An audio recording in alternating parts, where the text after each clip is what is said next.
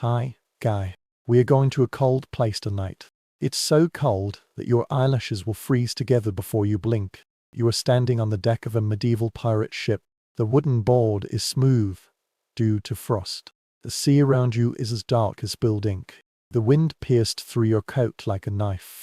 You wonder how anyone could sleep here, let alone dream. But they did it. You'll know what to do tonight. So before you feel comfortable, please take a minute to like and subscribe to the video, but only if you really enjoy what I'm doing here. When you are listening, tell me where you are listening and what time it is now. Now dim the lights and let's get into the story. You trudge through the frozen deck with heavy steps, each one making a tiny, sharp creaking sound. It was past midnight and the sea was surprisingly calm. That kind of silence only occurs when even the wind has given up. The sails above hung like ghosts, frozen stiffened creaking as the boat moved. Near the mast hung a faint lamp, its light distorted by the cold mist rising from the water. Your fingers have gone numb, and your breath gives off a white scent against the backdrop of the black sky. Somewhere beneath the deck, a man was coughing wet and deeply.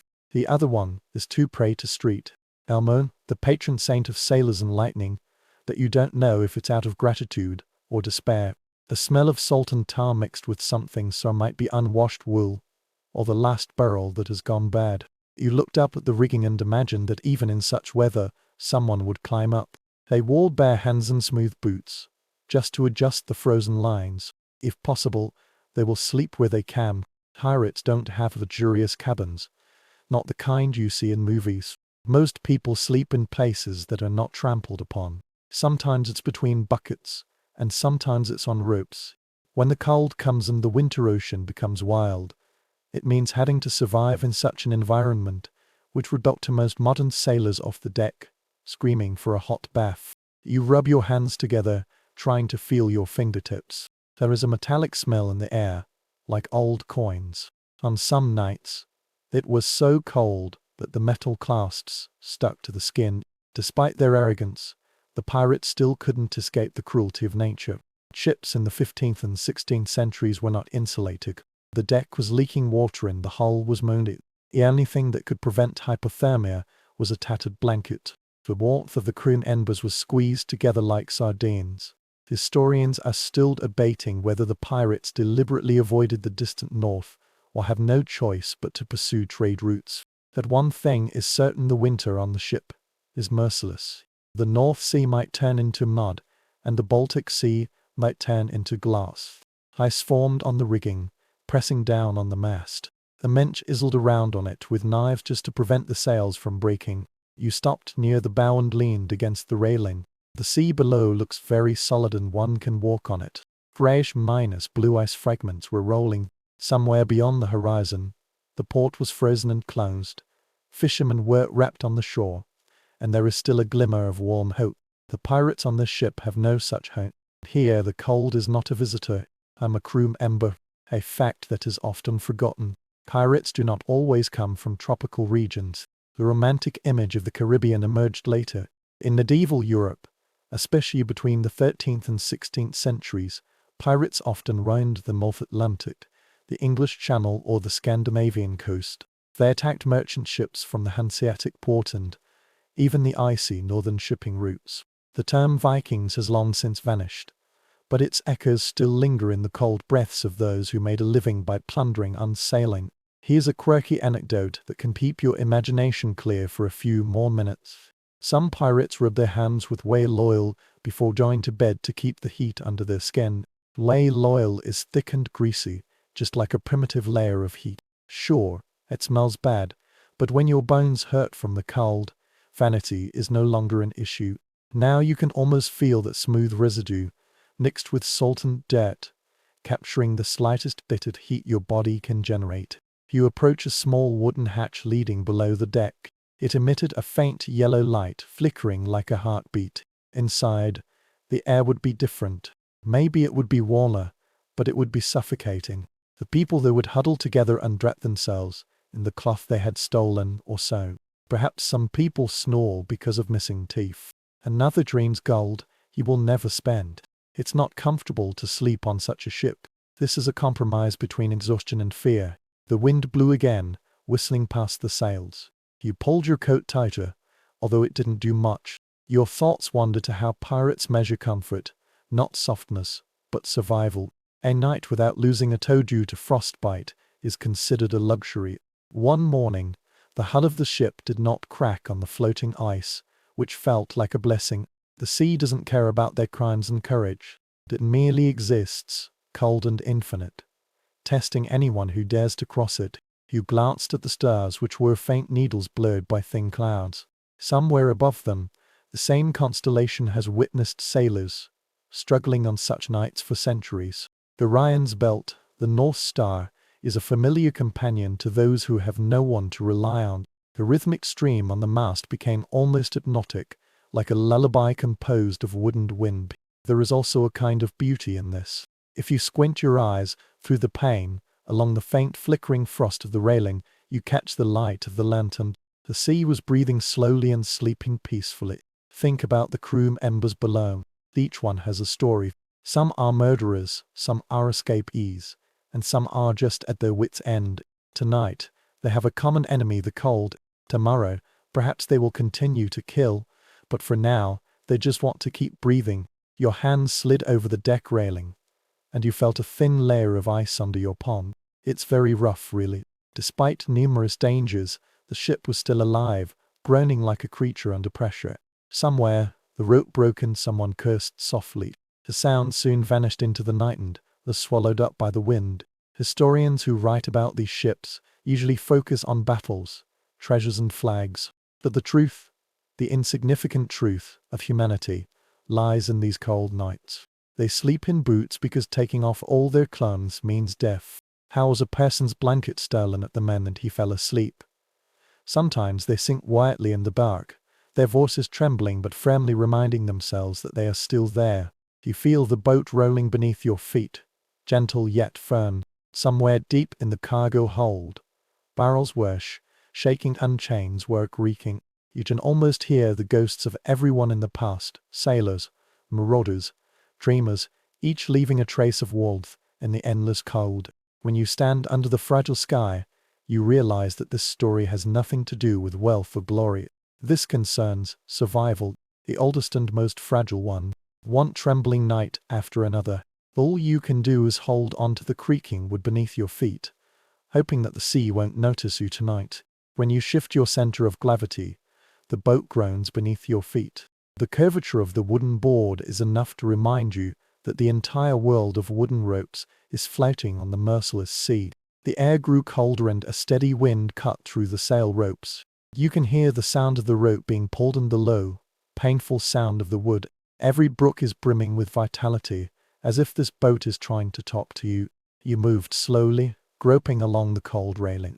The moonlight, like a thin silver ribbon, fell on the deck, catching the frost that sparkled like glass powder. With every breath you take, a pale cloud rises before it vanishes into the night.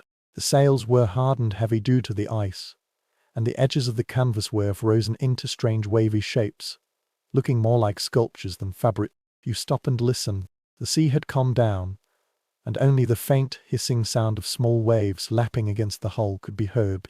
Not far away, a loose rope was rhythmically hitting the mast. That sound can drive a person crazy after countless sleepless nights. You imagine the pirates falling asleep amid the constant knocking sounds, accompanied by the groans of the punks and the occasional howling of the wind blowing through the rigging. Sleep is their battle every night, not with swords but with sounds. The upper deck was empty.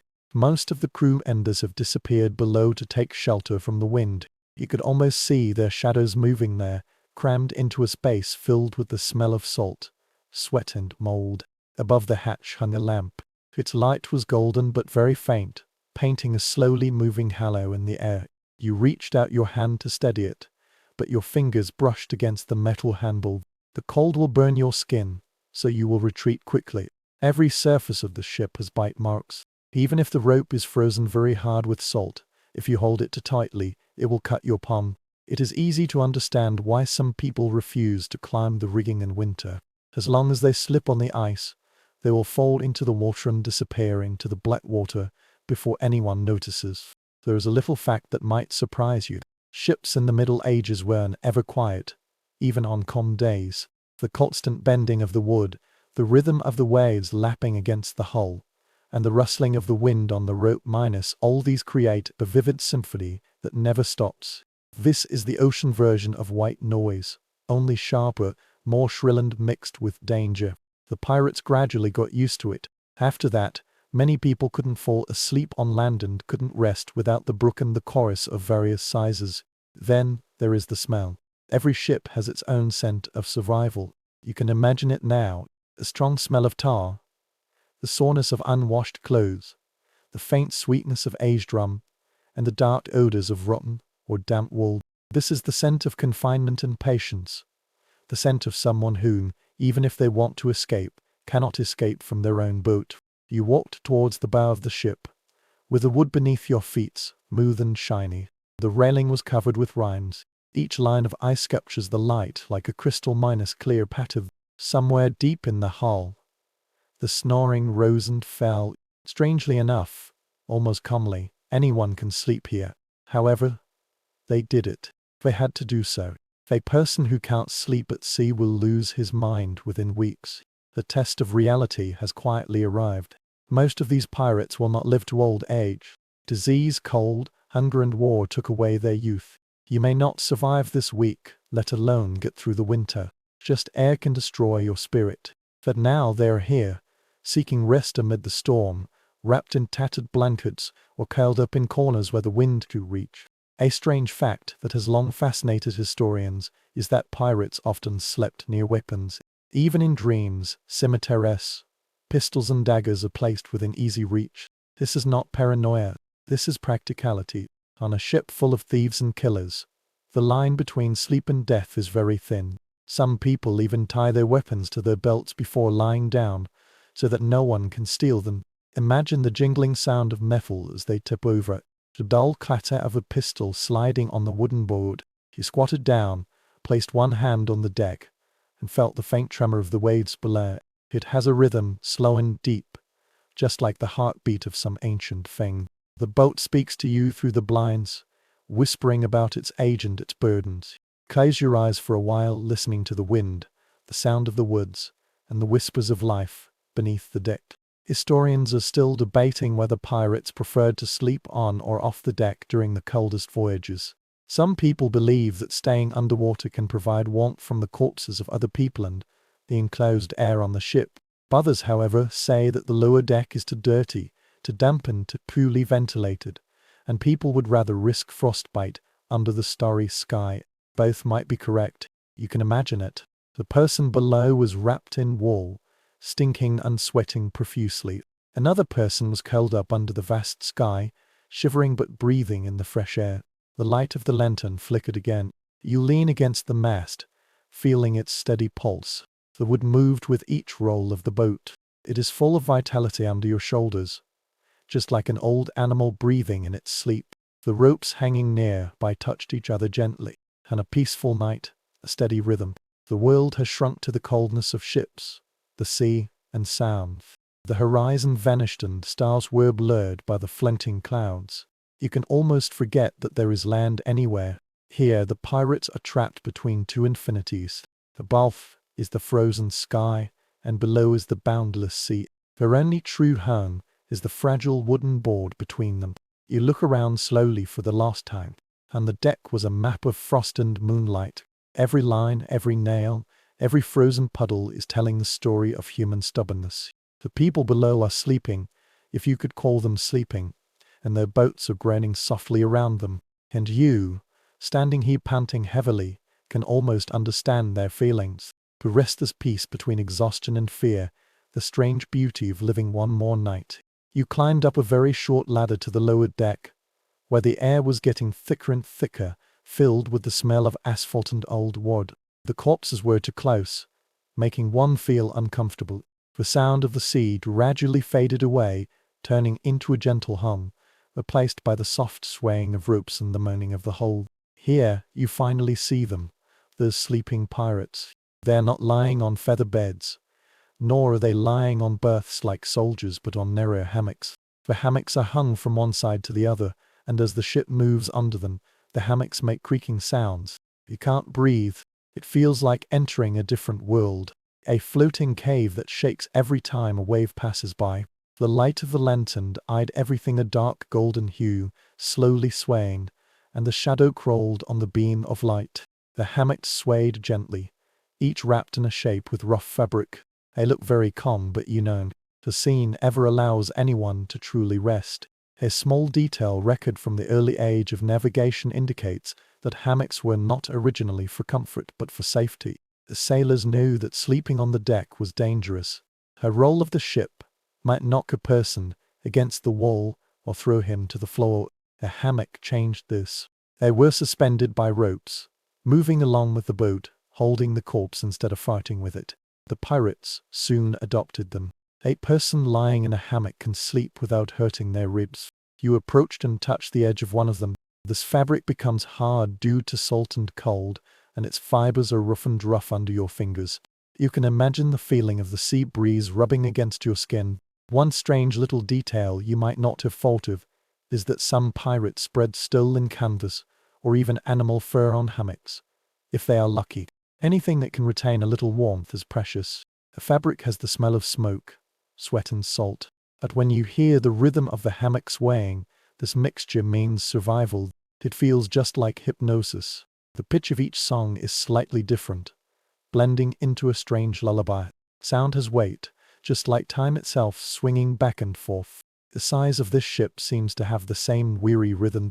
You notice a person moving in their sleep, muttering something incomprehensible. With another snort, the hammock slowly rotated and then settled down. Somewhere above, water dripped from the seams of the deck, pattering into a bucket and making a steady jingling sound. A faint stream of air meandered down from the crack, causing the flame of the lantern to flicker. You pulled your coat tighter, but the air clung to your skin like a cold breath. It is easy for people to think that pirates are accustomed to hardship, but even the strongest can be crushed by fatigue. Records of merchant ships from the same period show that sailors worked for 18 hours or more in bad weather, taking only short breaks. Pirates are no exception. Their lives depend on alertness, so their rest is intermittent. 2 hours here and 3 hours there. No one can truly sleep very deeply. Every brook could be a hole or a dagger. Experts still cannot reach an agreement on how pirates allocate sleep shifts during the harshest winters. Some people advocate implementing a strict rotation system, just like naval crew members, with half awake and the other half sleeping. Others, however, believe that the lives of pirates are more chaotic and that once exhausted, people will collapse anywhere. The truth might be buried in the sultan silence of the sea itself. You glanced around the narrow space. The hammock is hung so close that it will touch the boat when it shakes. You can reach out your hand without taking a step and gently brush it over 3 people. In this kind of intimacy, privacy vanishes. Every breath, every snoring, every soft minor spoken dream, all become part of the common existence. You realize that even here, pirates are a family sustained by need rather than loyalty. Imagine that on the coldest night, the air is filled with moisture. Even indoors, your breathing is murky. Water droplets were riffing on the wall and the rope felt wet. The damp wool and the intimate smell of humans filled the lungs.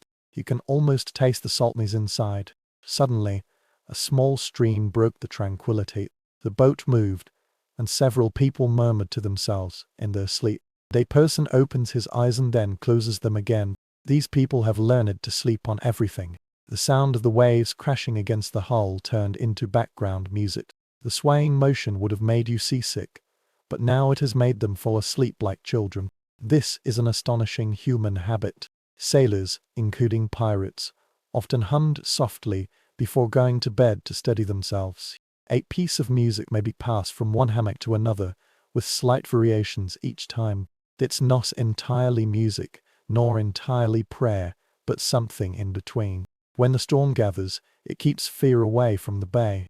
On some nights, the boat itself seemed to buzz as well, and the wood vibrated along with their deep voices. You closed your eyes and listened for a while. The swaying of the hammock, the crackling of the lanterns, and the occasional dripping of the sea water all blur into an eternal rhythm. This is how they survive in the cold. It's not about conquering it, that's swaying with it and accepting it as part of their strange floating world. There is a kind of beauty in this balance. Hammocks, each one is a fragile cocoon, suspending life between danger and dreams. The sea outside is pitch-minus black and boundless. But here, in this narrow wooden belly, people float half asleep and half awake, believing that the rope will hold them in place and the boat will keep flinching until dawn. You opened your eyes again and watched the shadows moving. For a moment, you forgot the cold, the danger and history. You only see motion and stillness. Life and sleep both gently sway together under the weight of the sea. Hide lower in the underside of the boat and be careful not to let your head hit the low beam.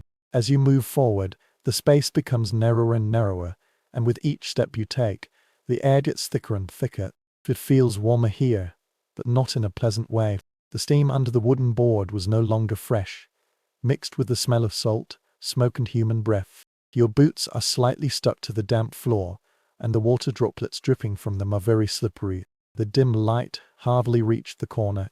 A lantern swayed back and forth on the hook, and its flame struggled through the wind at the seam. The firelight trembled over the sleeping corpse and the open wooden barrel. Every object cast a flickering shadow, as if it were alive. You can hear faint snoring, the rustling of fabric, and occasionally the clattering of metal when someone shifts gears, as well as the sound of blades hitting wood. The walls here are lined with rough wooden boards, and the places that once leaked have been patched up. Every huge wave would clump the hull, and a drop of ice water would land on your neck. You trembled.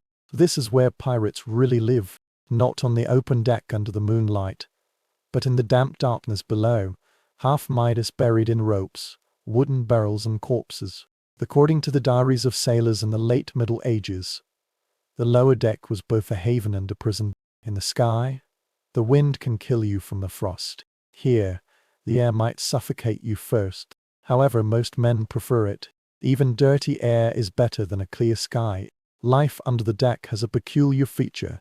Every sound can echo. From the other end of the room, one could hear a person coughing in the corner.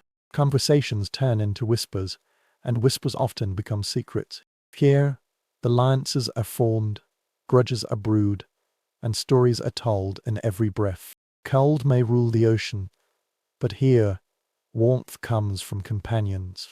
You are squatting beside a pile of tattered blankets. The fabric is very rough and made by piecing together different materials. Some are wool, some are linen, and some are very thin. You can see things through them.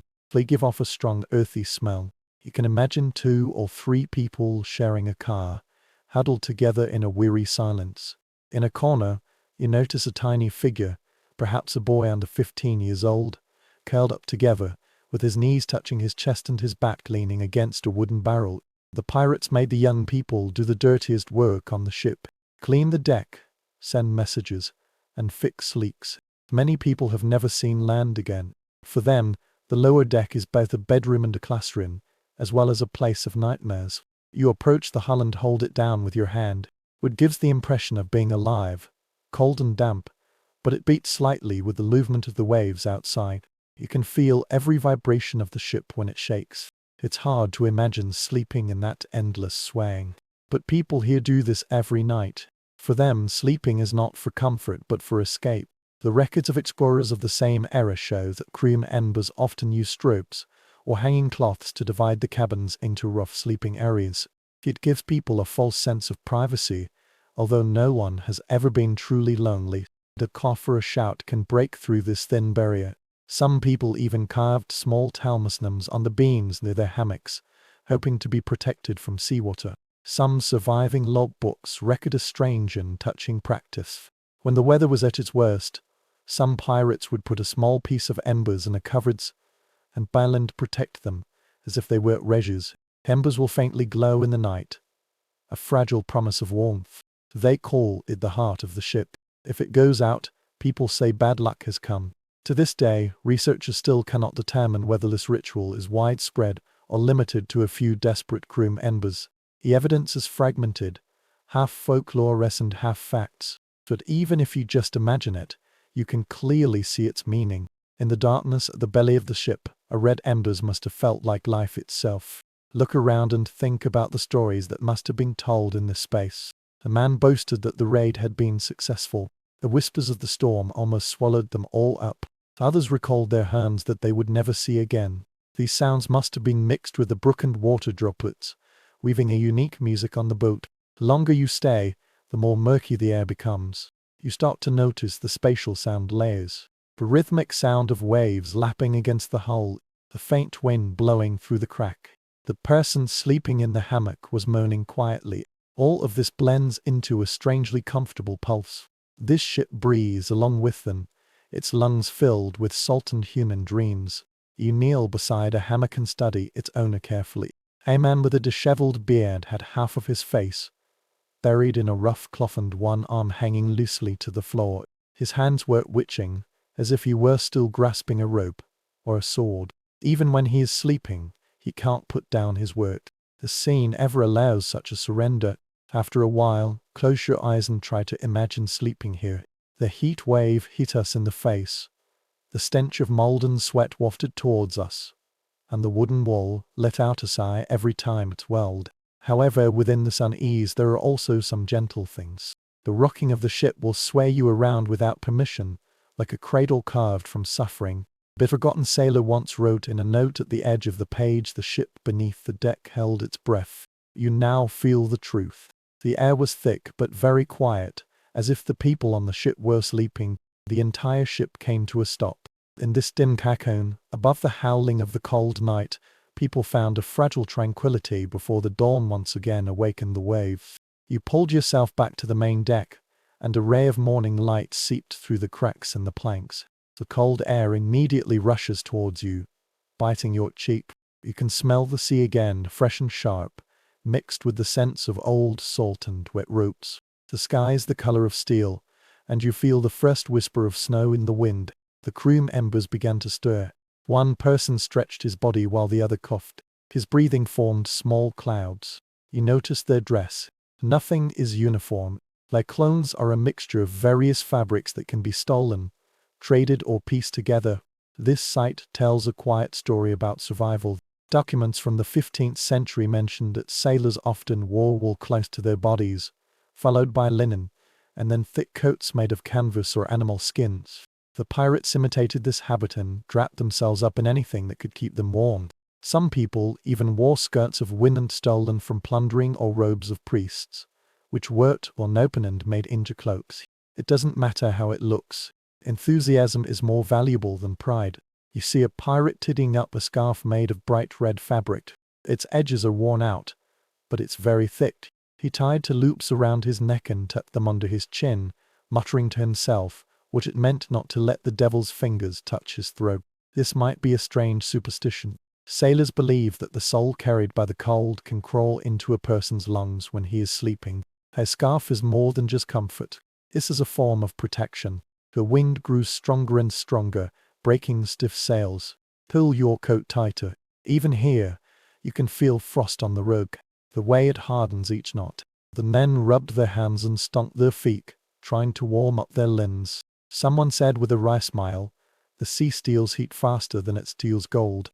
According to the records of ancient merchants, winter navigation was more challenging to one's endurance than sailing. The sea frozen, the sails stiffened. People did not die from the storm, but from the slow and steady cold. Some staff members brought extra blankets, but most just layered all their stuff. When this method failed, they filled their clothes with moss, straw or scraps of cloth from torn sails. Anything that can prevent the wind from biting the skin. A small but interesting practice from the northern pirates was to rub seal fat on their faces and hands before nightfall. Its function is like that of an original insulating material, absorbing body heat and preventing the skin from getting damp. This smell must be very unpleasant, very strong and very fishy. But those who use it swear that it has saved their fingers. You can almost smell it now. The pungent mixture of oil and salt was blown away by the gentle breeze. Cold here is not merely a feeling, it is an existence. It permeates everything from the wood of the ship to the bones of people. You noticed that their movements became slower and more composed, as if they were conserving energy with every step they took. There was no fire on the deck, only the faint warmth emitted by the people working side by side. Scholars still disagree on whether pirates in the northern seas carried extra furs from plundering or merely relied on stolen naval supplies. Some people believe that the plundered ships provided coats for soldiers and merchants, while others claim that the pirates' legs were too chaotic to store clothes at all. The truth may vary from ship to ship. It is obvious that no one has faced the severe cold twice without any preparation. You squat down to study the deck. Frost has already seeped into the grains, turning pieces of wood white. Your breath rose and vanished in an instant. You can imagine the pirates waking up every morning, shaking off their frozen hammocks and putting on boots that have become as hard as stone overnight. Some people must have cursed the sea. Others laughed at it, knowing that complaining wouldn't warm it up. It is easy for people to forget that most ships at that time had no insulation layer at all. The wooden board was very thin, with only asphalt and asphalt ceiling, and cracked in the severe cold. Every gust of wind blew through the seams. Every drop of seawater turned into ice within minutes. If a person's clothes get wet, he has to take them off and beat them on the mast until the ice cracks. Otherwise he might just stand still. You can almost feel the hard fabric between your hands, rough and cold. When you try to soften it again, the edges will cut your skin. This ship turned into a wardrobe, made of frozen fabric, hanging feebly and vulnerably like the skin of some kind of huge creature. A seagull was chirping overhead, its voice sharp and breaking the silence. The pirates instinctively raised their heads. One of them joked that the bird must have got lost, and even seagulls don't like such a winter. Laughter spread in a brief burst, warmed up for a while, and then returned to silence. Humor is one of the few comforts left to them. You slowly looked around again. Everyone's packaging is different. One is made of patched wool, another with multiple layers of canvas, and there might have been something that was once a tapestry. This diversity makes them look less like a group of sailors than a group of ghosts, wrapped in the remnants forgotten by the world. It has a strange beauty. Colors, although fading, capture the soft red, brown and grey of light. The wind was blowing their clothes, then the edges of the clothes were fluttering. This scene looks just like a painting, as if frozen in time. Then a sharp sound broke the calm, a loud bang, fast and resounding, just like the shattering of glass. Somewhere above, a rope broke. The pirates raised their heads. A person cursed under a low voice. They move quickly, with sleepy eyes, but their instincts are sharp. The cold makes every task more difficult and every movement slower. When they are working, you can see their breathing weaving in the air like smoke. After the rope was fixed, the boat resumed its original rhythm. The sea lapped against the hull, making a deep sound. Eamon yawned, wrapped his cloak tighter and muttered something, saying how cold it was in his dream. You know what he means. Here, the cold won't wait for you to fall asleep. It will first enter your mind. When you watch them work, you start to understand that their layered clothes are not just for protection. They are the armor against nature and despair. Every piece of fabric, every patch sewn by tired fingers, tells the story of people's refusal to surrender to the indifference of the sea. They walked on like this, wrapped in mismatched clothes, and their breaths rose like faint ghosts in the pale morning. Above them the wind blew again, the frozen sails gently split open, and the ship moved on, carrying its trembling legend across the merciless horizon. You followed the smell of smoke and dashed towards the kitchen, a small place where pirates cooked, quarreled and sometimes tried to keep warm. As you moved, the passage became narrower and narrower, and your boots gently bumped against the wooden board. The air he feels heavier, carrying a faint smell of burnt fat and tar. In close proximity, metals collide with each other. You can almost smell the iron in the air. In the kitchen, the light was dim, and only an oil lamp was slowly swaying on a chain. With glow painted the walls a trembling amber color. You will notice the small black fireplace made of stones and reinforced with iron plates. Some embers were faintly glowing in its center, but there was no open flame. The pirates knew they shouldn't take this risk. The records of early naval expeditions clearly show that a wooden ship catching fire was a nightmare for every sailor. Before anyone reaches the water, a spark can turn a ship into hell. The pirates had to choose between freezing to death and being suffocated by the smoke. Most of the time, they chose the cold. You squatted by the stove, watching the faint light pulses. The air was filled with the smell of damp wood, cooked salted beef and smoke, that had been trapped for several days.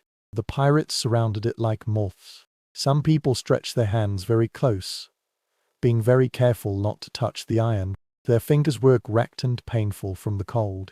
A few people were holding tin cups filled with rum, sipping slowly, their eyes fixed on the embers as if praying that they wouldn't go out.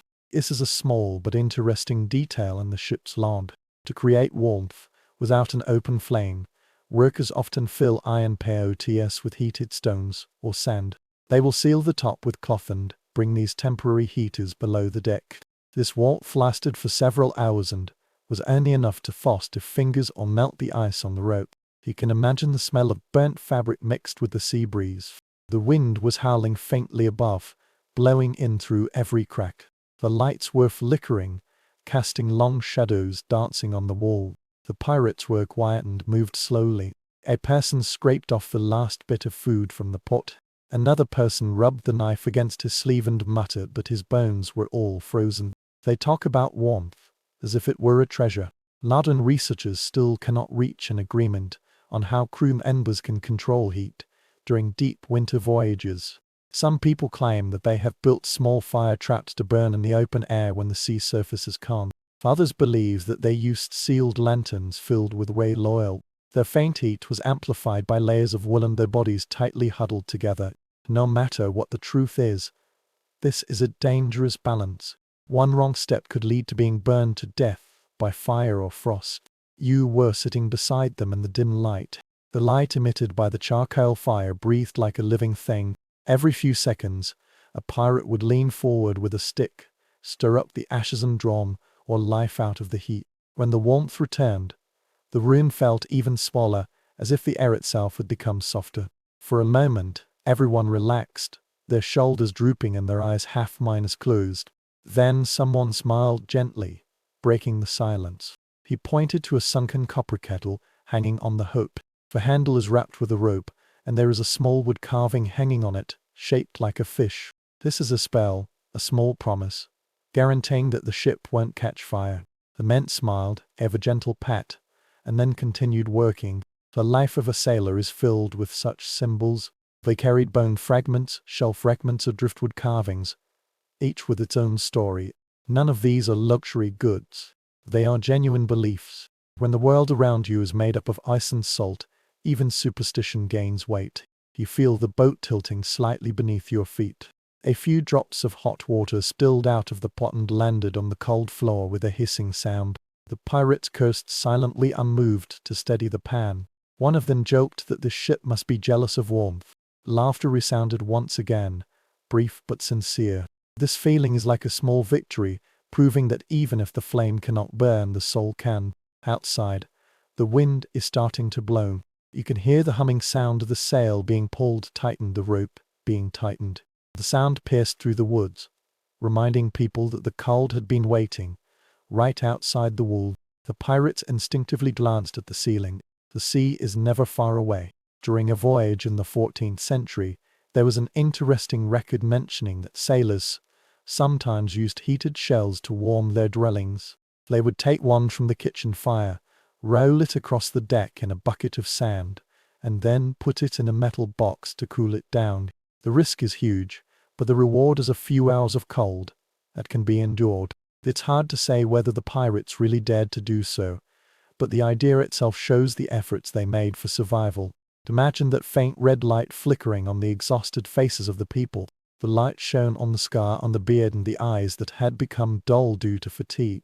They drew closer, chasing after a warmth that would never last. The air was filled with the smell of smoke, sweat and aged rum. The roar of the ship gradually faded into the background, and finally only the slow crackling of coal remained.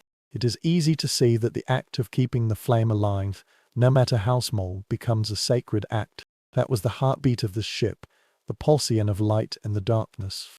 A sailor would remain awake for a long time after everyone else had fallen asleep, guarding that fragile heat as if it were a life. You leaned back in your chair, listening to the faint music made by the seal lapping against the hull of the boat, heaps singing above the wind. The pirates stretched out their limbs. Their shoulders glowed slightly in the light, and their breathing became blurred in the air.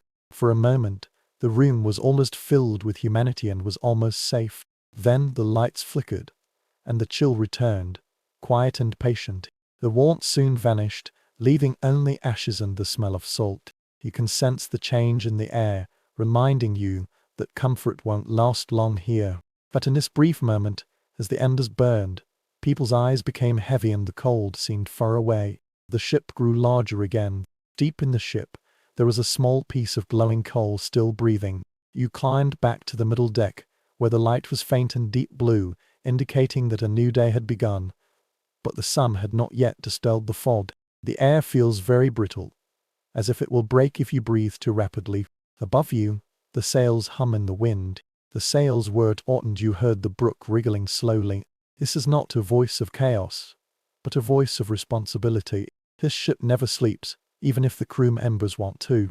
The rotation of night shifts determines the pace of life for everyone here.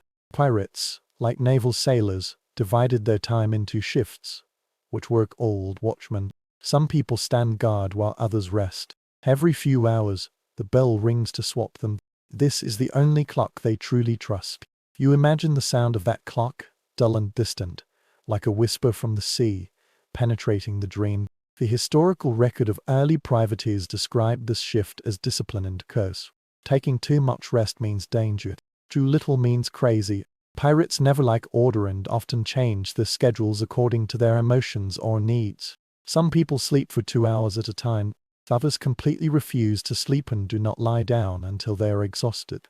What matters is not the length of time, but the rhythm itself, the pulse of the ship.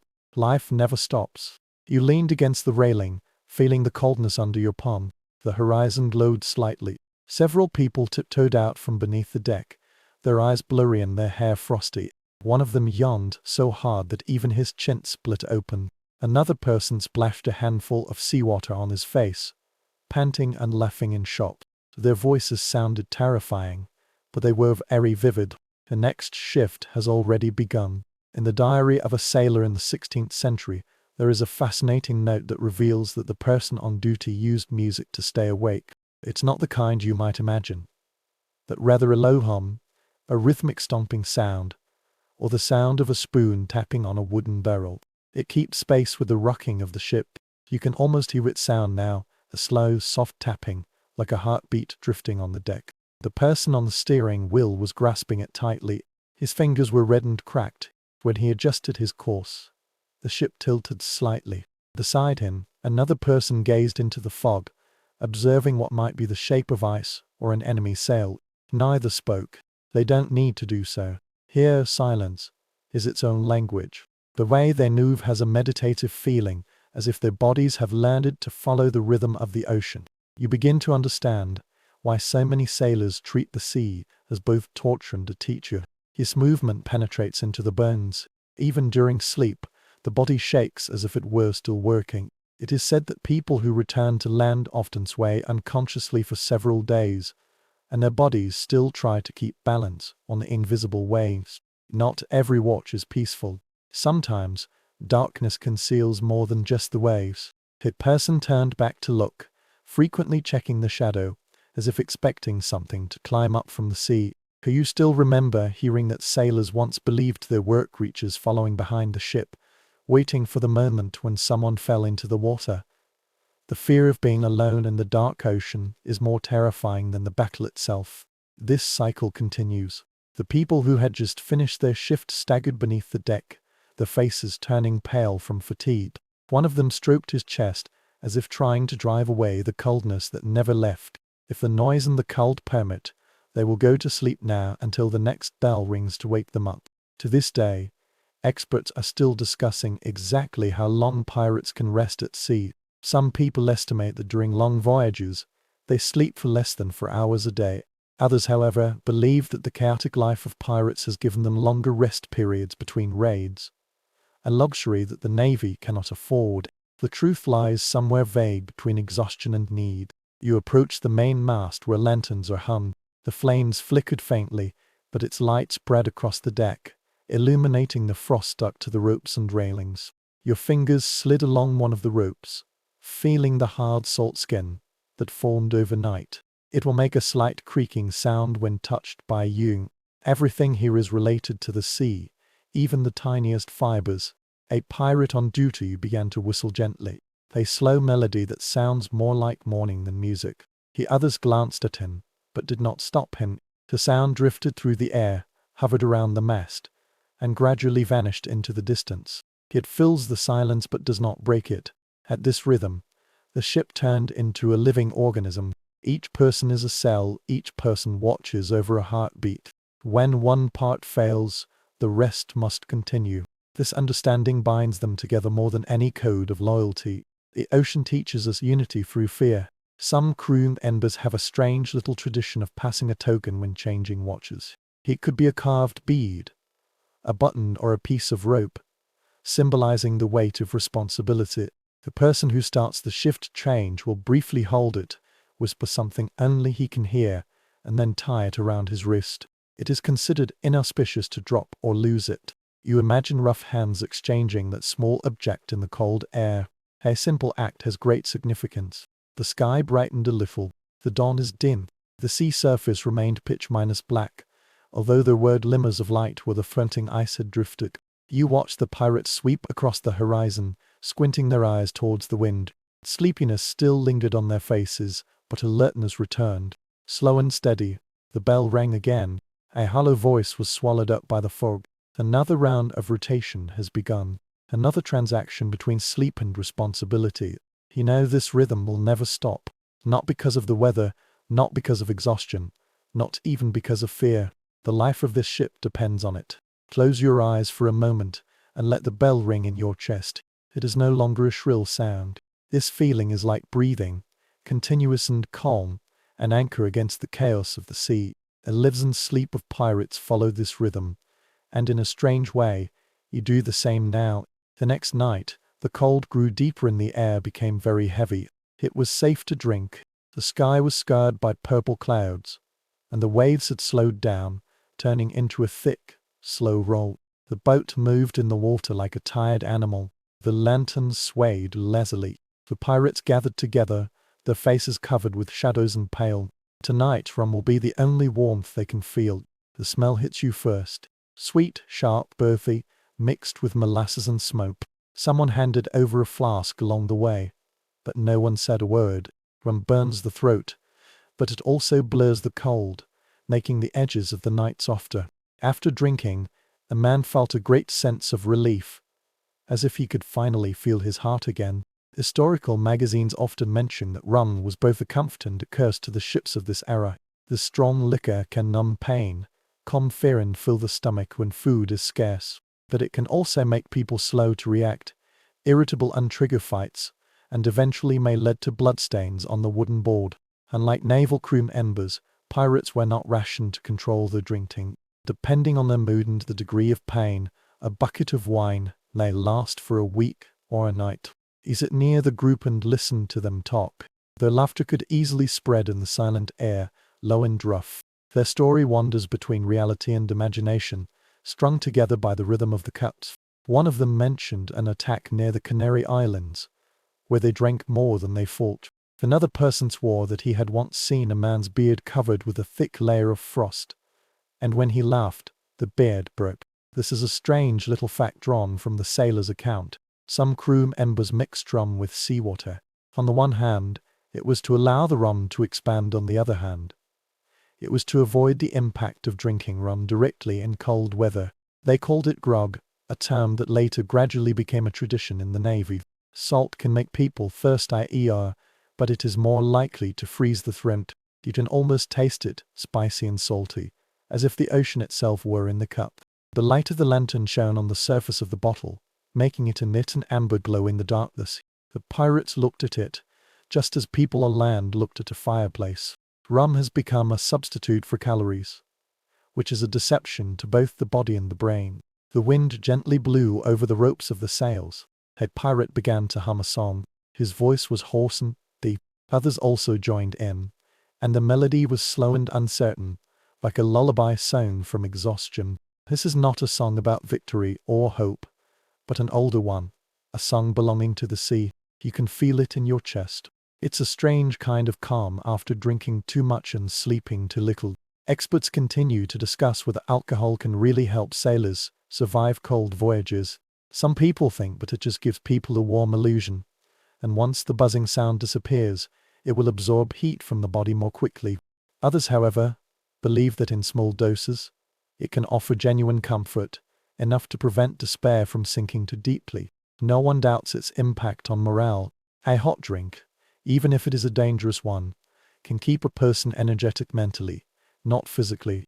You see a pirate wiping his mouth and smiling from his split lips. His teeth are yellow and his cheeks are sunken. He tapped the bottle gently against the mast and said, "To the cold, may it drink more slowly than we do." Everyone else laughed, although there was something vulnerable hidden behind this laughter.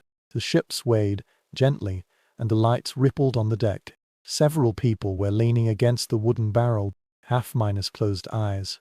Their words became ambiguous. Rum can make time slip away. No one noticed. Every minute and every hour, the rhythm of the sea and the hum of alcohol blend together until even the cold seems distant. But peace will never last long. A shrill and indistinct shout came from the other end of the deck. Two men quarreled over a cup. The sound rose rapidly and became sharp in the darkness. One person pushed another, and the film crew acted quickly to pull them apart. They held their hands over their shoulders, lowered their voices and tried their best not to wake up the others on the ship. The battle ended as quickly as it began, leaving only a tense silence. There is a strange superstition circulating in the legends of sailors. It is said that sprinkling rum on the sea will enrage the soul of a drowning person. The moment the liquid comes into contact with the deck, it belongs to them. This is why some pirates, after a quarrel, will pour a few drops onto the ship's side to take revenge on the sea. You watched one of them do this, gently tilting the bottle and whispering to the dark water. The wind carried the smell of rum across the deck, mixing it with the salty air. Somewhere down there, a few people moved around in the hammock, muttering to oneself in sleep. Perhaps they dream of taverns, fires, and soft beds. Perhaps they dream of eternal warmth. You can almost see through their eyes a wooden table, candles dripping with wax, and laughter echoing without fear of the frost. The bottle will come back to you. You raise it to your mouth. The taste is very strong, but it's very fresh.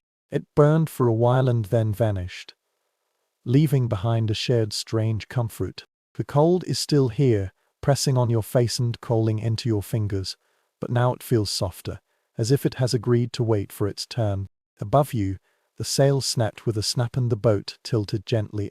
Rum in your stomach is like a small embers, not enough to drive away the cold, but enough to remind you that you are still here. Around you, the pirates laughed again, their voices slow and rough. During that brief hour, the coldest night at sea was almost filled with human warmth. The rum was drunk up at dawn, and the air was filled with the strong smell of salt, smoke and tired laughter. The pirates fell silent again. As the cold returned, their voices gradually turned into whispers. You watched them lying in the corner, pulling the blanket tighter, your eyelids heavy but uneasy. Sleeping on the sea feels different. It is more of a retreat than a rest, a thin layer between exhaustion and memory.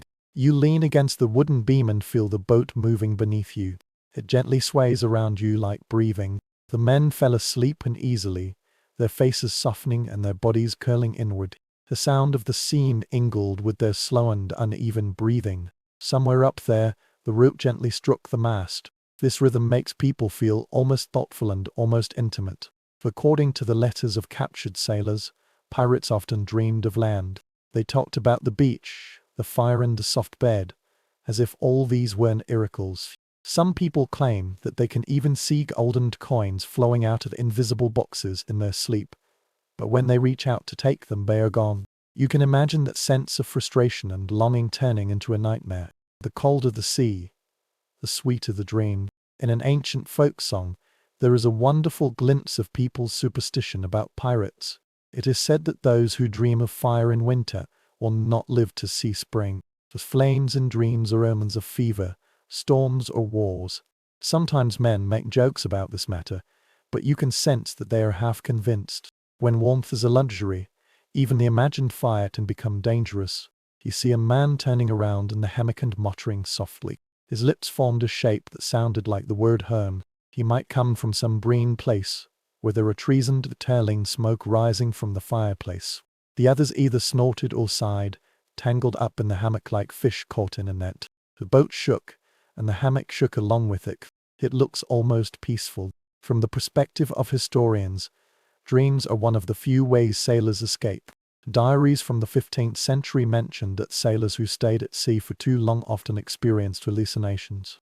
They dream of a land without sound, walking on solid ground and hearing birds instead of waves. For those pirates whose lives are built on danger and constant movement, these dreams might feel like heaven. Close your eyes for a while and try to imagine their inner world. The smell of the ocean even seeped into dreams. The movement of ships has never truly vanished. Even in sleep, the sea still exists.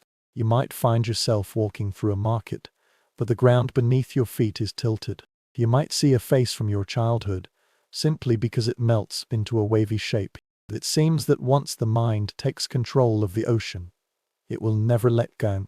To this day, experts are still discussing whether the isolation during long voyages would cause sailors to have common hallucinations. Some people say that monotony and malnutrition distort their perception of reality. Others, however, believe that the endless wave rhythm is like hypnosis, pulling their brains into a state between wakefulness and dreaming. No matter what the reason is, the sea always has a way to intrude into their sleep. The pirates around you have started moving again. A person was laughing softly in a dream. Another coast. Somewhere, someone snored so loudly while the others giggled in their sleep and then fell asleep. The warmth of their bodies was enveloped in a thin mist in the air. The lights of the lanterns flickered on the ceiling, casting gentle golden waves that undulated as the boat moved. Do you still remember that many pirates were once ordinary sailors, merchants or fishermen, and they were already familiar with the land before the sea occupied them? Perhaps their dreams were fragments of another kind of life, still echoing in the darkness to this day.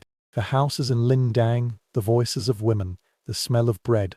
Although the pirates were rude, they were first and foremost human beings, and the night reminded them of this. A prisoner's testimony described a pirate who refused to sleep under the deck, saying that he couldn't bear to dream of land. He turned to sleep on the open deck, wrapped in canvas, facing the starry sky. Others laughed at him, calling him a ghost lover, but he said it reminded him that he was free. The testimony ended with his disappearance at sea a few weeks later. You are now listening to the sea outside. It whispered to the hull, like a voice so distant that it was incomprehensible. It sounds very gentle. Perhaps this is why pirates both love and hate it. It took away their freedom and peace, while giving them wealth and death. In their dreams they might try to get along peacefully with it and tame it for several hours before waking up. There is a nearly forgotten little detail in the logbook of a ship, which mentions that some crew members encourage telling stories before going to bed. This is a way to guide dreams and shape what the brain sees. The story is very simple. Sometimes it's about gold, and sometimes it's about food, but they all work. Men sleep better after imagining things worth living for. Now you can feel the rhythm in the room, the murmuring of breathing, the sound of the hammock stream, and the sigh of the sea. It feels very ancient, almost sacred. The dreams drifting past the ship are not peaceful, but they are vivid. The warmth they bring is something that fire cannot offer. The warmth of human memory still shines in the cold. You raise your head. The light of the lantern danced on the beam. For a moment, you imagined the ship dreaming with them. Its brook is a whisper, and its sway is a heartbeat. Perhaps even would remembers the warmth of the sun that has long passed. When you stand there surrounded by sleeping men and their fragile dreams, the cold outside doesn't seem so cruel. The second day began in a dim grey light. Dark clouds obscured the horizon. Even before you fully open your eyes, the cold has already come. The boat moans gently beneath your feet. Every piece of wood was frozen stiff. The air was filled with the smell of salted meat. Somewhere nearby, a frying pan clicked. It's time for breakfast, although it feels very generous to call it like this. You followed the sound into the kitchen. Several people were gathered around a small table, their heads down, and their hands were held on tin plates. The food looked as tired as they were. The hardtack cookies crumbled like stones, the salted beef strips sparkled with oil, and a pot of grist gave off a faint smell of brine and smoke. The air was damp and closed, filled with the aroma of boiled fat and wet wool. Ancient nautical records tell us that pirates, like other sailors of their time, could only survive on food supplies for several months. The meat was packed in salt buckets, which were too thick. People often had to soak it overnight before cooking. The bread turned into stone within a few weeks.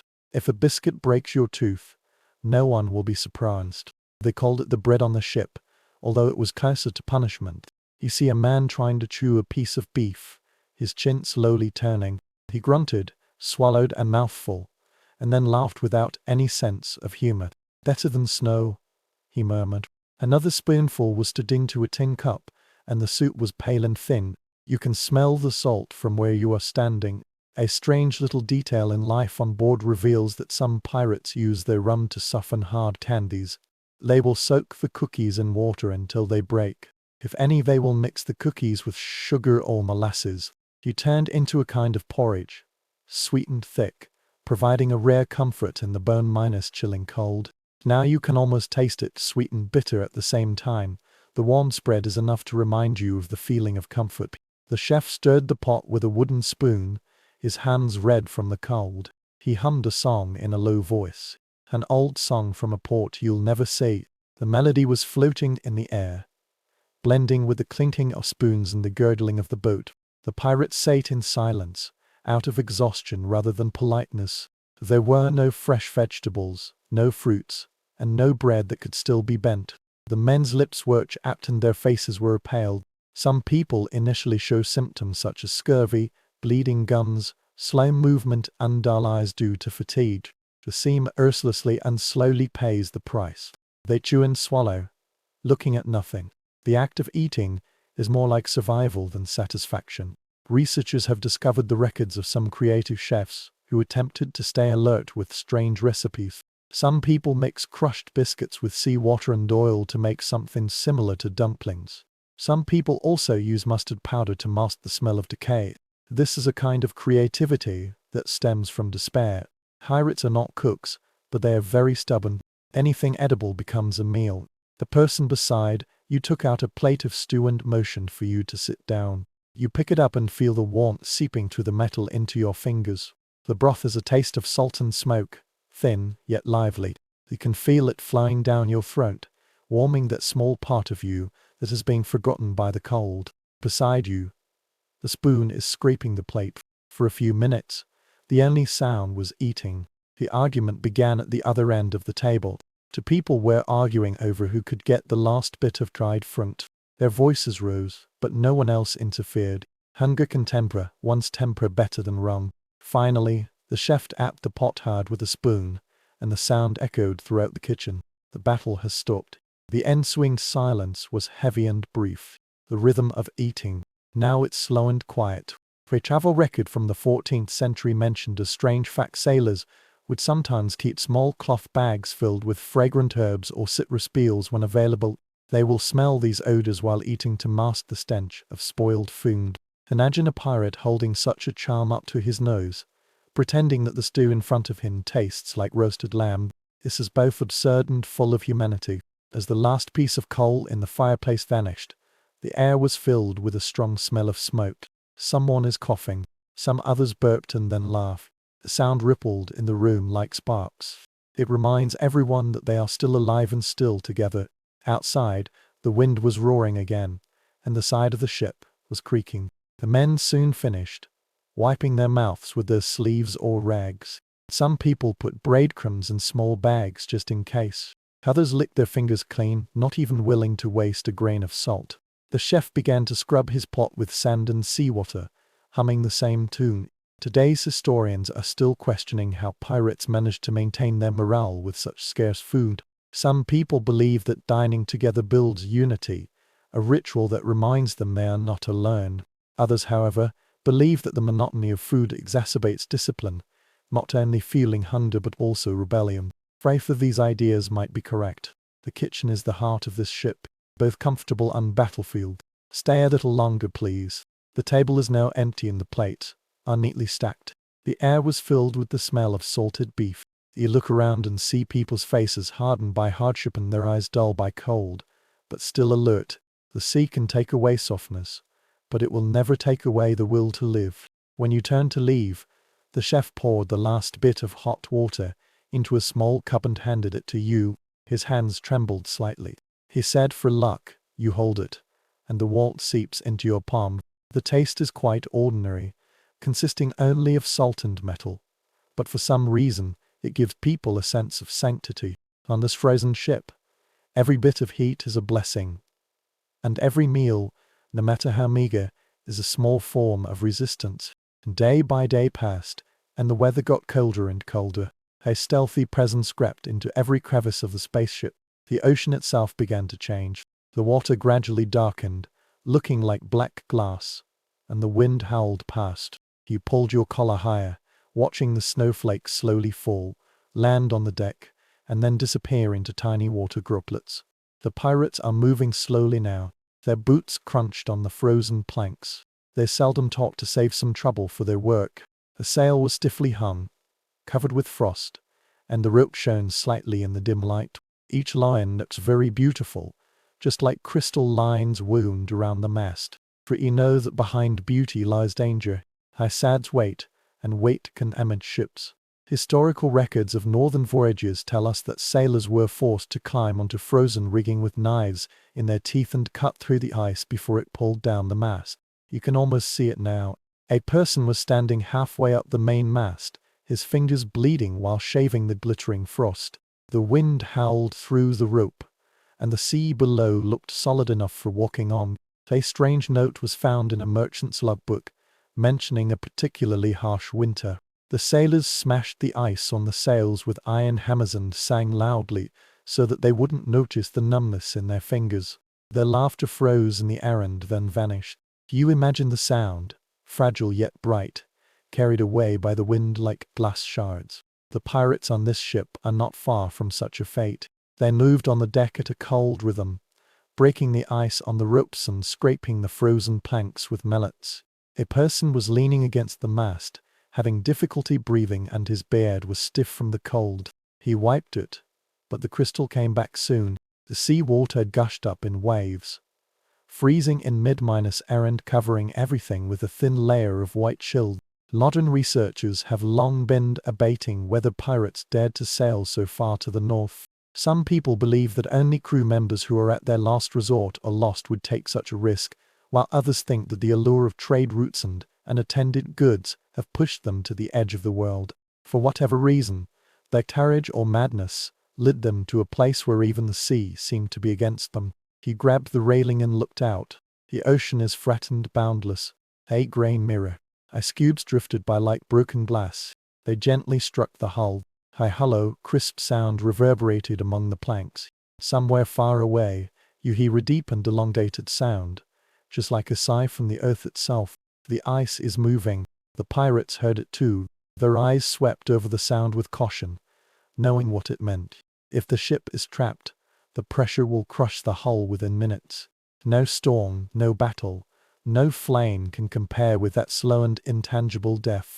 You can almost feel the tense atmosphere in the air. Breathe together for too long. There is an interesting detail in an ancient maritime chronicle that tells the story of sailors learning to listen to the song of ice. It is said that if you hear a shrill whistling sound at night, it indicates that ice is moving towards you. This sound implies danger, but it also has a kind of strange beauty. People describe it as the sleeping sea singing. Now you listen. For a moment, you feel that you can also hear a faint melodic hum in the wind. The pirates continued their work. A person climbed onto the rigging, brandishing a small axe. Another worker dragged a bucket across the deck to block the leak. Their faces were red from the cold and their eyes were watering. No one spoke. The air was filled with the sounds of wood cracking and tools hitting. This feeling is like a ritual, cruel but necessary. When you exhale, your breathing becomes blurred. Frost has formed on your eyelashes, turning the world into a blur of light and shadow. You wiped it clean and saw the helmsman. His hands were tightly grasping the steering wheel. His gloves were stiff and his knuckles were pale. Every movement was done very carefully. Even the slightest mistake can cause a ship to sink into an ice current. The lantern burned very low, frost formed on the glass, and the light was dim. The deck shone slightly, like a mosaic of frozen salted snow. You hear someone praying in a low voice, although you can't hear the prayer clearly. It sounds very old, perhaps even older than this ship. The record of a Danish voyage in the 15th century describes how the crew used oil miners soaked drags to keep the rope elastic when it froze. Pirates might have replicated this trick, wiping fishing lines with grease stolen from whalers or merchants. The smell must have been very unpleasant, but it kept the ship alive. Just then there was another person kneeling near the bow of the boat, smeared a thick black paste on the rope. His hands were shaking, but he continued working. The sky soon darkened, with clouds hanging low, until they were close to the horizon. It's snowing again, and this time it's even heavier. Thick snowflakes are dancing in the wind. The world is gradually turning white. The sea and the sky blend together, leaving no sense of direction. The pirates paused for a moment, staring at the blankness outside. You can sense their unease. Here, the boundary between water and air vanishes. A person chuckled softly, perhaps to break the tense atmosphere. "The sea has gone blind," he said. No one answered. The ensuing silence was heavier than the cold. You stand still and let the snowflakes fall on your shoulders. The cold was drawing nearer, but the air was surprisingly calm. You can almost believe that the world has stopped turning. The sound of the waves vanished, replaced by the faint crackling of ice on the hull. One by one, the pirates retreated below the deck, leaving you alone in the whispers of the snow. For a moment, you will feel that they must think they are insignificant and vulnerable, completely at the mercy of this frozen world.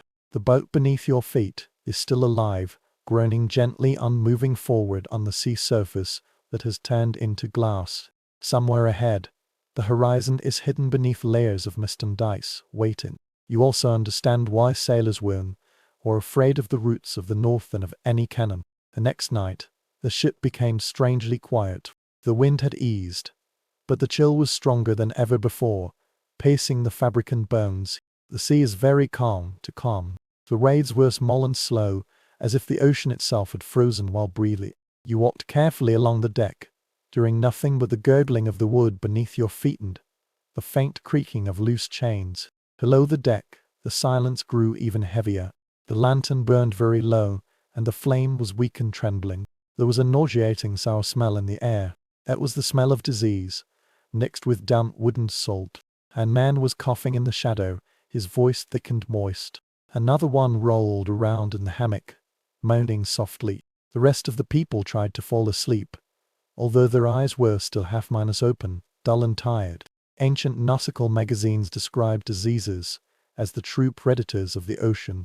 The cold weather made the situation even worse. Frostbite, scurvy and fever mercilessly attacked the lower deck like enemy ships. Once the infection begins, it will spread rapidly in a narrow room. A single cough can spread faster than a cannonball. He kneeled beside a patient. His lips cracked and his skin turned pale under a layer of sweat. He stared at the ceiling, murmuring prayers. You couldn't hear him very clearly. His fingers twitched as if he had grasped a rope that was no longer there. The air around him was warmer than the rest of the room, filled with a feverish smell. A doctor's record mentioned a strange practice where sailors rubbed vinegar on their hands and faces to ward off diseases. They believed that soreness can kill the invisible mist that carries diseases. The pirates here might have also tried the same method, although the rotten smell in the air indicated that it had little effect. The vinegar was burning, but it provided an illusion of control, and sometimes the illusion was all they had. You were sinking deeper and deeper. Near the bulkhead was a bucket filled with half a bucket of murky water. Recently, someone threw up in it. A mouse was running around on the floor with smooth fur and bright eyes. The pirates turned a blind eye to this. Rats are companions here, being both pests and protectors. They will give a warning of spoilage, and the food they eat is beyond human touch. From a modern perspective, historians have noted that pirates often suffered from the same plagues as the naval fleets they hunted. Lack of fresh food leads to scurvy. Damp clothes are prone to frostbite. Infection turns a minor wound into a death sentence. However, despite this, the crew members seldom complain publicly. Showing weakness at sea will lead to rebellion or abandonment. Patients will only be cared for when they are useful. You glanced at the corner, where a awake man was sitting, slowly undone, hurriedly sharpening a knife. His eyes were so distant that he could see nothing. Perhaps it's for comfort, perhaps it's for fear. The sound of metal rubbing against stone filled the silence like a heartbeat. He paused for a moment, took a sip from the flask and then continued. The patient beside him stared at this movement, as if hypnotized. There is a rumor among the crew that the high fever has claimed the lives of 3 people. One of them was wrapped in a canvas shroud and was thrown into the sea without any ceremony. They said his body had frozen before its ink. The others were lying down there, too weak to move. The living walked carefully among them, pretending not to notice. In this cold, sadness has no energy to burn. Researchers are still discussing whether pirates ever implemented any form of quarantine. Some people think they pushed the patients aside and let them get closer to the cargo hold. Others, however, expressed rough sympathy for men sharing their AMS or covering their comrades with an extra blanket. The truth may depend on the crew and the extent to which death is within reach. When the waves hit the hull, you will feel a shiver on the floor. The lanterns swayed, casting brief shadows on the sleeping people. Their faces flickered between calmness and pain. One muttered for water, while the other called out to his long-minus deceased mother. You should realize that this darkness is not merely night. It carries the fear that breeds when warmth fades away. In a 15th-century sailor's diary, there is a passage that describes the same silence, which is called the silence before the sea roared. The screenwriter said that the crew stopped singing, stopped quarreling, and even stopped laughing. The only sound was breathing, slow and careful, as if the noise itself would bring disaster. That silence is right here now, pressing down on your ears, almost touching your body. The boat started rocking again. Somewhere on it, a seagull was chirping alone in the distance. It soon vanished, leaving only the brook on the hull. You will think of how fragile this floating world is. A few inches thick piece of wood separated life from the icy water. The people below held onto the piece of wood tightly, as if only their faith could keep it from breaking. You took a deep breath, but the air smelled very bad. Cold air enters your lungs, sharp and clean, as if reminding you of how thin the line between breathing and suffocation is. Take another look at those patients. Their faces are smooth because of the fever. A person fell completely silent. A companion pressed his neck with 2 fingers to check on him, and then covered his face with a rag. No one spoke. The work of life goes on. The ship rolled forward on it, indifferent to the loss. The cold shows no mercy, and the scene ever stops. However, in the dim light and suffocating air, you can still feel the human heartbeat beating. Every cough, every breath, every little tear stops the darkness from devouring everything. Morning came again. The sky was pale and so quiet that it was disturbing. The boat drifted slowly and heavily in the grey water. You walked carefully on the deck, and a thin layer of frost creaked under your boots. Even if you wear gloves, your fingers will still get cold. Most of the pirates had woken up, moving stiffly and speaking in low voices. Disease still lingers beneath the deck, but life must go on above it. A gentle sound enters your ears, a faint and subtle mewing. You turned around and saw a fluffy little cat sliding back and forth along the railing. Its fur was mottled grey and its tail was swinging lazily. Amidst the tattered boots and frozen ropes, this place felt a bit out of place, but it moved with the calm confidence that belonged here. One of the pirates knelt down and handed it a piece of dried fish. The cat sniffed and then accepted, making a faint purring sound. To the surprise of many people, cats were regarded as treasures on ships long before pirates made them famous. In medieval nautical records, it is mentioned that cats were indispensable sailors and guardians to prevent rats from biting through stored food or ropes. They drive away pests, and perhaps more importantly, they can lift spirits even in the darkest weather.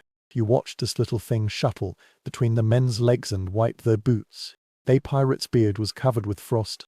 He reached out his hand and let the frost climb onto his shoulder. The others grinned, and at that moment, the stiff expressions on their faces softened. The cat curled up there contentedly, its tail wrapped around its neck like a scarf.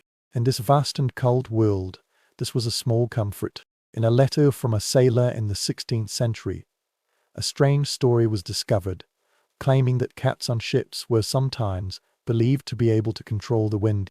If a cat sneezes, a storm is coming. If it reaches behind the ears, a gentle breeze will rise. The sailors held them in high regard. It was said that harming one of them would ruin the entire voyage. You can imagine that superstition is deeply rooted in people's bones, half of which is faith and the other half is an insurance against fear. The cat jumped down, walked towards a roll of rope, sniffed it, and then curled up into a perfect little circle. Its quiet gurgling filled the silence. You realize that even the slightest sound can make the spaceship feel less empty. But the cat was not the only comfort on the ship. Between the rolls of rope and the buckets of salty food, you will find some traces of humanity hidden. Flowered cloth is a kind of fabric with stitches, shaped like a rough wood carving of a flowered woman's face or a shell tied to a nail. These little things are more meaningful than gold. Here, every single one is a reminder to the land, to warmth, and to the things worth returning to. A pirate was sitting near the mast, sharpening his knife carefully. There was a talisman made of stained glass hanging around his neck. It can catch the faint sunlight and sprinkle it on his hand. He noticed that you were looking and shrugged his shoulders. It can drive away the cold, he said with a half-minus smile. Talismans may not maintain heat, but they can keep faith, and that's enough. The wind moved slightly, carrying the smell of salt and tar. The workers are working quietly, unprecisely. Some people repair the sails, while others scrape off the frost on the planks. This cat followed them from one mission to another, as if supervising all the crew members. Occasionally, one of them would stop to scratch its back and purr gratefully. This sound sounded almost like a laugh coming from a place where laughter had become scarce. The notes of an old chronicler describe how sailors believed that animals were better at perceiving danger than humans. Cats, dogs and even birds are closely watched for signs of trouble. When a cat pricks up its ears or hisses idly, the crew regards it as a warning. Now take a look at this little creature and you'll understand why. It moved with a clear purpose, its eyes bright, as if reading a message in the wind that no one could hear. A young pirate knelt beside the cat and whispered something. You can't hear what he says, but his tone is very gentle. He scratched behind its ear and then took out a small piece of dried meat from his pocket. For a moment, he laughed like a boy, his shoulders relaxing. Cold, disease, the endless grey sea, everything vanished in this small exchange. Even modern historians admit that friendship played a crucial role in surviving long voyages. Without warmth and comfort, people are as prone to losing their minds as if their fingers were frostbitten. Shared jokes, little rituals and animals, like this cat, have become anchors of reason. They reminded the crew that even in pain, life is still worth protecting. You look around and find other traces of care. Someone mended a torn blanket with dyed red thread, and the precision was astonishing. Another one had the first letter engraved on the mast. It might be his own, or it could be someone he left behind. These gentle fragments feel very fragile, but they are also very stubborn. No matter how fierce the sea becomes, they refuse to disappear. The cat stretched and yawned, then climbed onto a beam where it could see the people below. It wagged its tail lazily and landed in a faint patch of sunlight. From time to time, the pirates would look up at it, as if its calmness were contagious. Even if the patient below the deck knows it's still there, alive and watching, they will sleep more soundly. You took one last look at the little animal and then turned towards the horizon. Now the wind has turned cold again, blowing the mist over the deck. The cat briefly raised its head and then rolled back to sleep undisturbed. There are some reassuring things in here.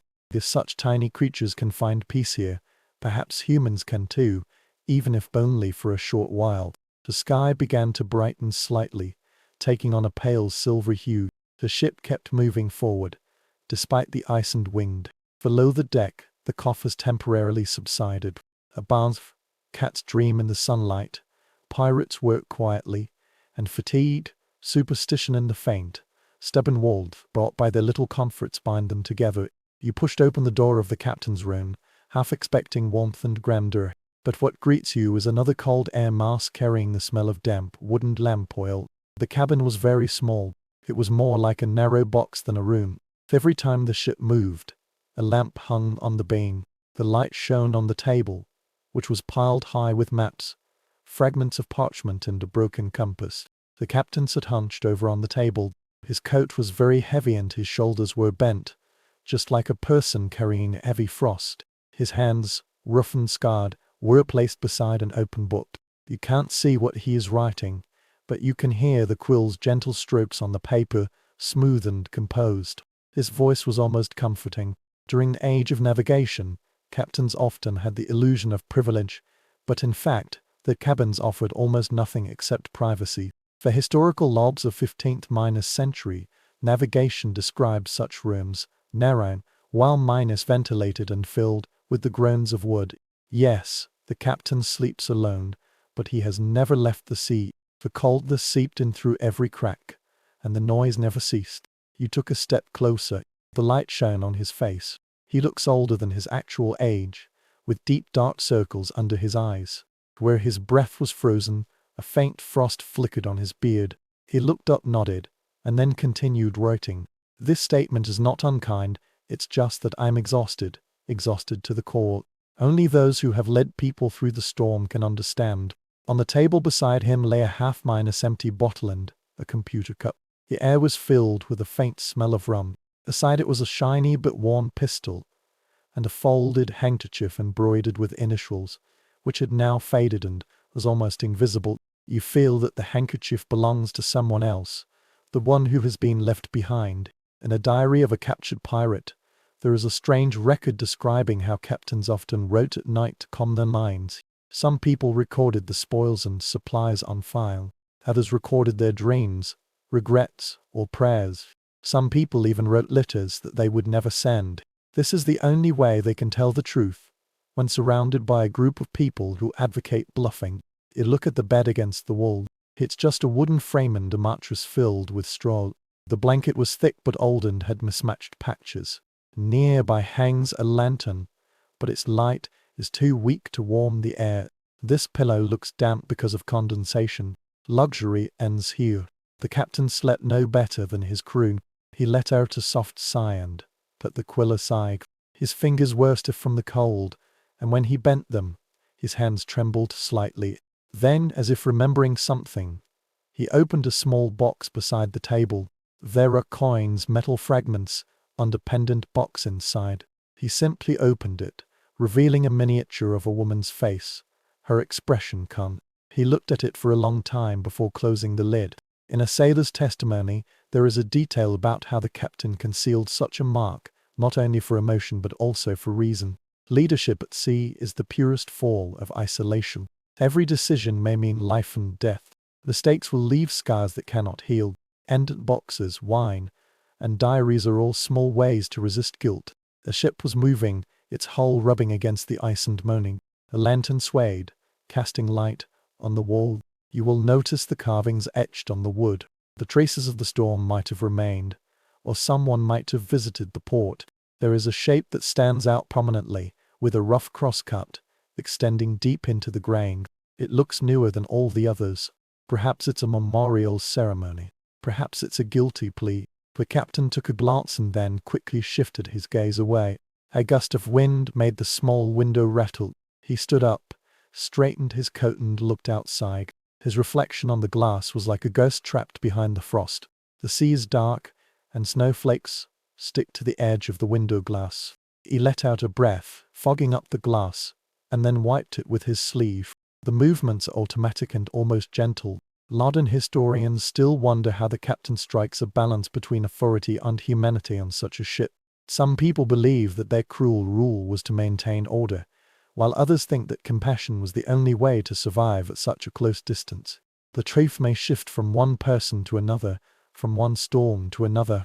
The captain seemed quiet and composed, but the silence around him carried a special weight. He walked over to the bedside and sat down, rubbing his temples. His pistol was still within reach, faintly shining in the light. You could sense that he was sleeping very lightly, if at all. Perhaps every stream of the boat could wake him up. Perhaps he dreamed of a mutiny, or the faces of those who were plundered and never returned. In an ancient chronicle, a captured sailor wrote that the captain's sleep was like a coin flipped over by the sea. If the night is calm and peaceful, he might rest. If not, he would lie awake, listening to the whispers of water around the hull, counting every sound that might indicate danger. Imagine the steady rhythm of the sea outside now, and the calm pulse of guilt inside. He finally stretched out his limbs on the bed and wrapped the blanket around himself. The light of the lantern dimmed and the room seemed to shrink. His breathing slowed down, but his eyes remained open for a while. Outside, the wind was humming and pressing against the glass. He lingered at the door, watching him settle down. Here, there is no eminence, no pirate legend, only a taciturn man. He finally closed his eyes. The lantern flickered once before stabilizing. This ship is like an ancient lullaby.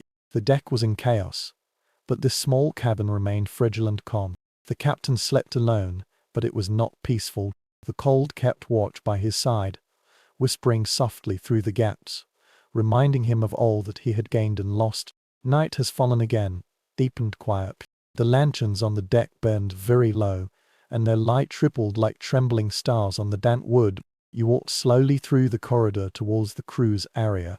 The air is heavier than before, filled with something indescribable. Here, sleeping is no longer so easy.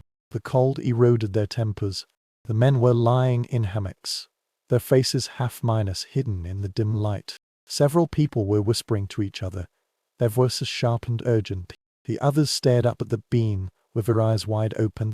The boat made a faint moaning sound, which might be mistaken for breathing. Somewhere a bottle was rolling around and jingling. Someone cursed under a low voice. From countless old ship logs, we know that tensions have been escalating during long voyages. Hunger, cold, exhaustion and fear gradually accumulated until they erupted. Pirates are no exception. They lack the discipline of the navy, but they know anger all too well. When warmth and food are in short supply, language becomes a weapon. You approach a row of hammocks where three men are whispering to each other. Their voices were filled with the smell of alcohol and resentment. Some people say that he kept the best food for himself. The captain ate soft bread and we chewed salt. Another person complained that the patient had been thrown into the sea too early. Their words swirled in the air like smoke, quiet but toxic. A small detail was discovered in an intercepted pirate letter, which mentioned that captains often kept their weapons at hand while sleeping, not because of battles at sea, but because of defections that occurred in the dark. Driven by cold and hunger, people will forget loyalty in an instant. You look at these faces, wondering which ones remain loyal and which ones are already plotting. Suddenly, a loud noise came from a distant corner and a man fell off the hammock. He swayed slightly before standing up. His eyes sparkled in the half-minus brightened half-minus dim light. "Shut your mouth," he roared. No one answered. The tense atmosphere intensified. You feel it settling on your skin like frost. Modern scholars studying marine life are still debating what exactly triggered the mutiny. Some people say it is corruption and perverting justice. Others insist that this is despair. But here, in the bone-minus chilling cold of endless nights, despair seems to be a more dangerous enemy. Greed requires planning. Pain only requires silence. The standing pirate finally walked away, his feet pressing heavily on the plank. The others watched him leave without saying a word. Then one person whispered, "He'll break down very soon." They shared a kind of short laugh without a sense of humor. You know they are both afraid of each other now, right? Sleep has transformed from a refuge to a risk. The lanterns flickered, casting shadows on the wall. The boat swayed gently, but the emotions inside remained sharp and fragile. Even the cat curled up in the corner had its eyes wide open, its ears twitch as soon as it hears a sound. The men tried to sit down again, pulling the blanket tighter and turning their backs to each other. In a trial record from the 15th century, there is a strange fact that describes a mutiny that began with a blanket. One person took another away on a cold night. By morning, the deck was covered in blood. The court called it madness born of the cold. By now, you will understand how easily these nights end in the same way. You glanced at the pirate by the door. He was holding a knife, not pulling it out, but it was already ready. His hand was gently placed on the hilt of the sword, although his eyes were closed. The others changed their postures uneasily, pretending not to have noticed. Trust is frozen, just like the vast sea outside.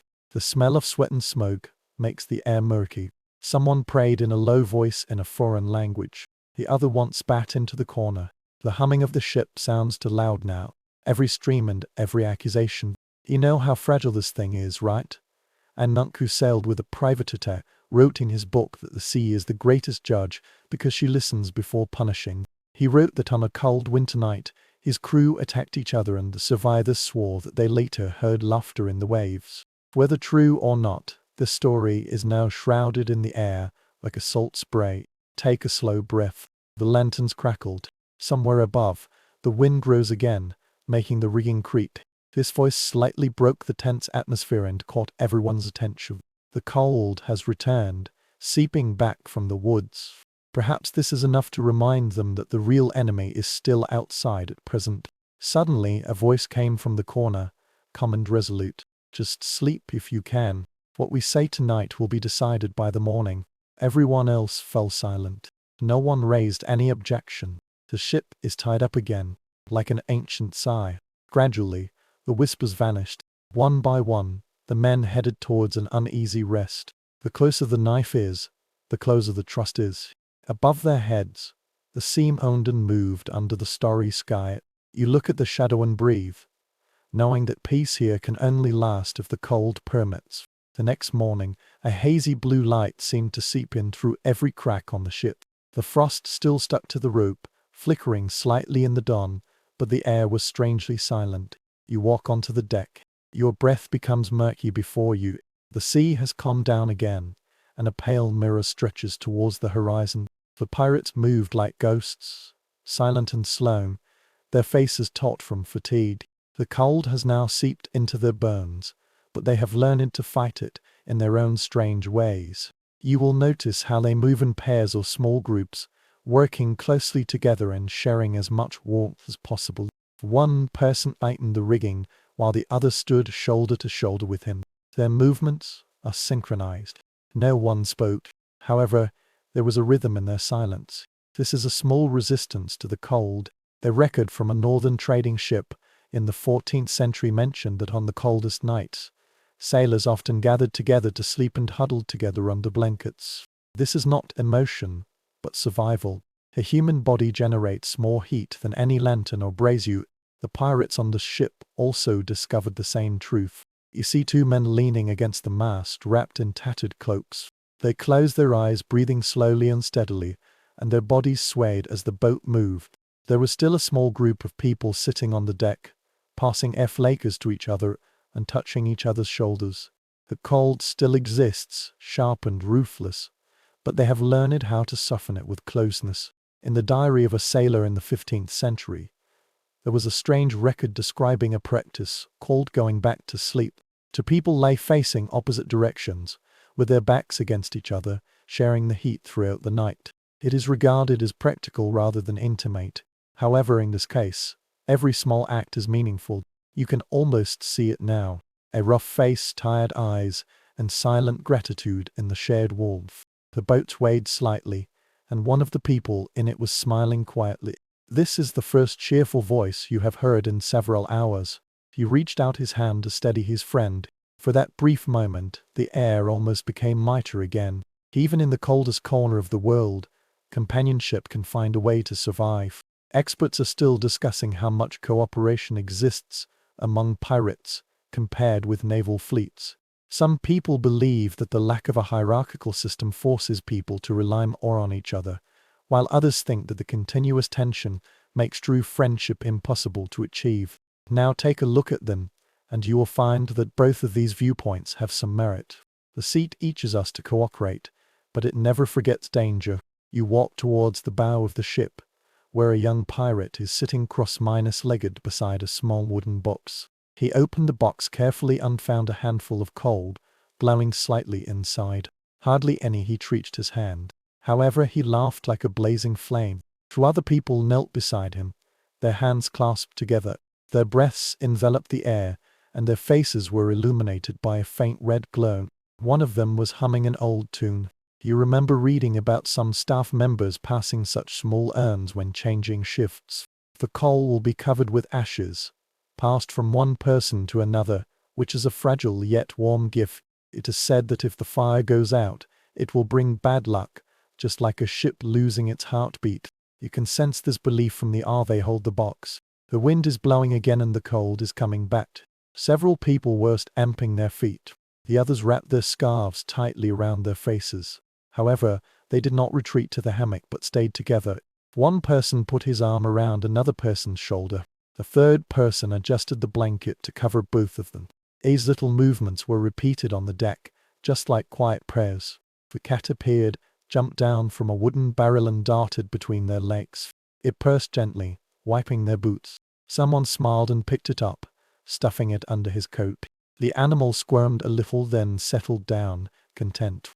This is another kind of shared heat, the heartbeat against the heartbeat. A 16th century chronicler described in a strange note how sailors learned to sleep with the ship when it was rocking in one direction. They leaned against each other, conserving their strength and keeping warm through common movements. Now you can see that rhythm, a slow and unconscious dance between men and the sea. The captain appeared for a while, his face pale in the morning light. He scanned the deck and saw his men huddled together. Perhaps he understands what he has seen. Perhaps he still remembered that before the order separated him, he had also slept side by side with the crew. He nodded almost unconsciously, and then returned to his hut. The men continued their work. They pulled the rope, scraped the frost and adjusted the sail. Their movements were still slow, but now they had a goal and even a bit of energy. Every contact, every breath, makes it impossible for the cold to completely prevail. It was not the fire that kept them alive, but the quiet and tenacious warmth that passed from one body to another. You stand at the edge of the deck, watching your breath spin in the thin air. The horizon softened, and the sky was faintly tinged with a pinkish light, as if the sun were struggling to recall its own strength. The pirates continued to work, still close, still silent, still human. The wind rose again. The boat seemed to be groaning approvingly, and its old bones creaked beneath their feet. They spent another morning together. There is no eternal warmth here, but it is enough now. The shared heat, the gentle laughter, and the steady rhythm of working with both hands in unison minus, all these remind you that even in the coldest weather, survival is rarely a lonely thing. It was late at night and the sea turned into a huge ink mirror. The ship drifted quietly in the darkness. It was difficult to sail because of the frost. You can hear the slow groaning of the wood and the hissing of water along the hull. Cold is approaching, but silence is heavier than temperature. This is a kind of silence that stirs the imagination. The men whispered softly, their words hardly going beyond their hammocks. Every sound is amplified here. The creaking of the chain, the sigh of the wind, and the lingering cough. Some people are complaining about the sky, complaining that the stars tonight look too bright, shining like the eyes of the sky. The others quickly booed him.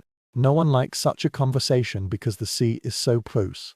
Ancient maritime folk tales describe how sailors filled the darkness with stories. It prevents the fear from becoming too great.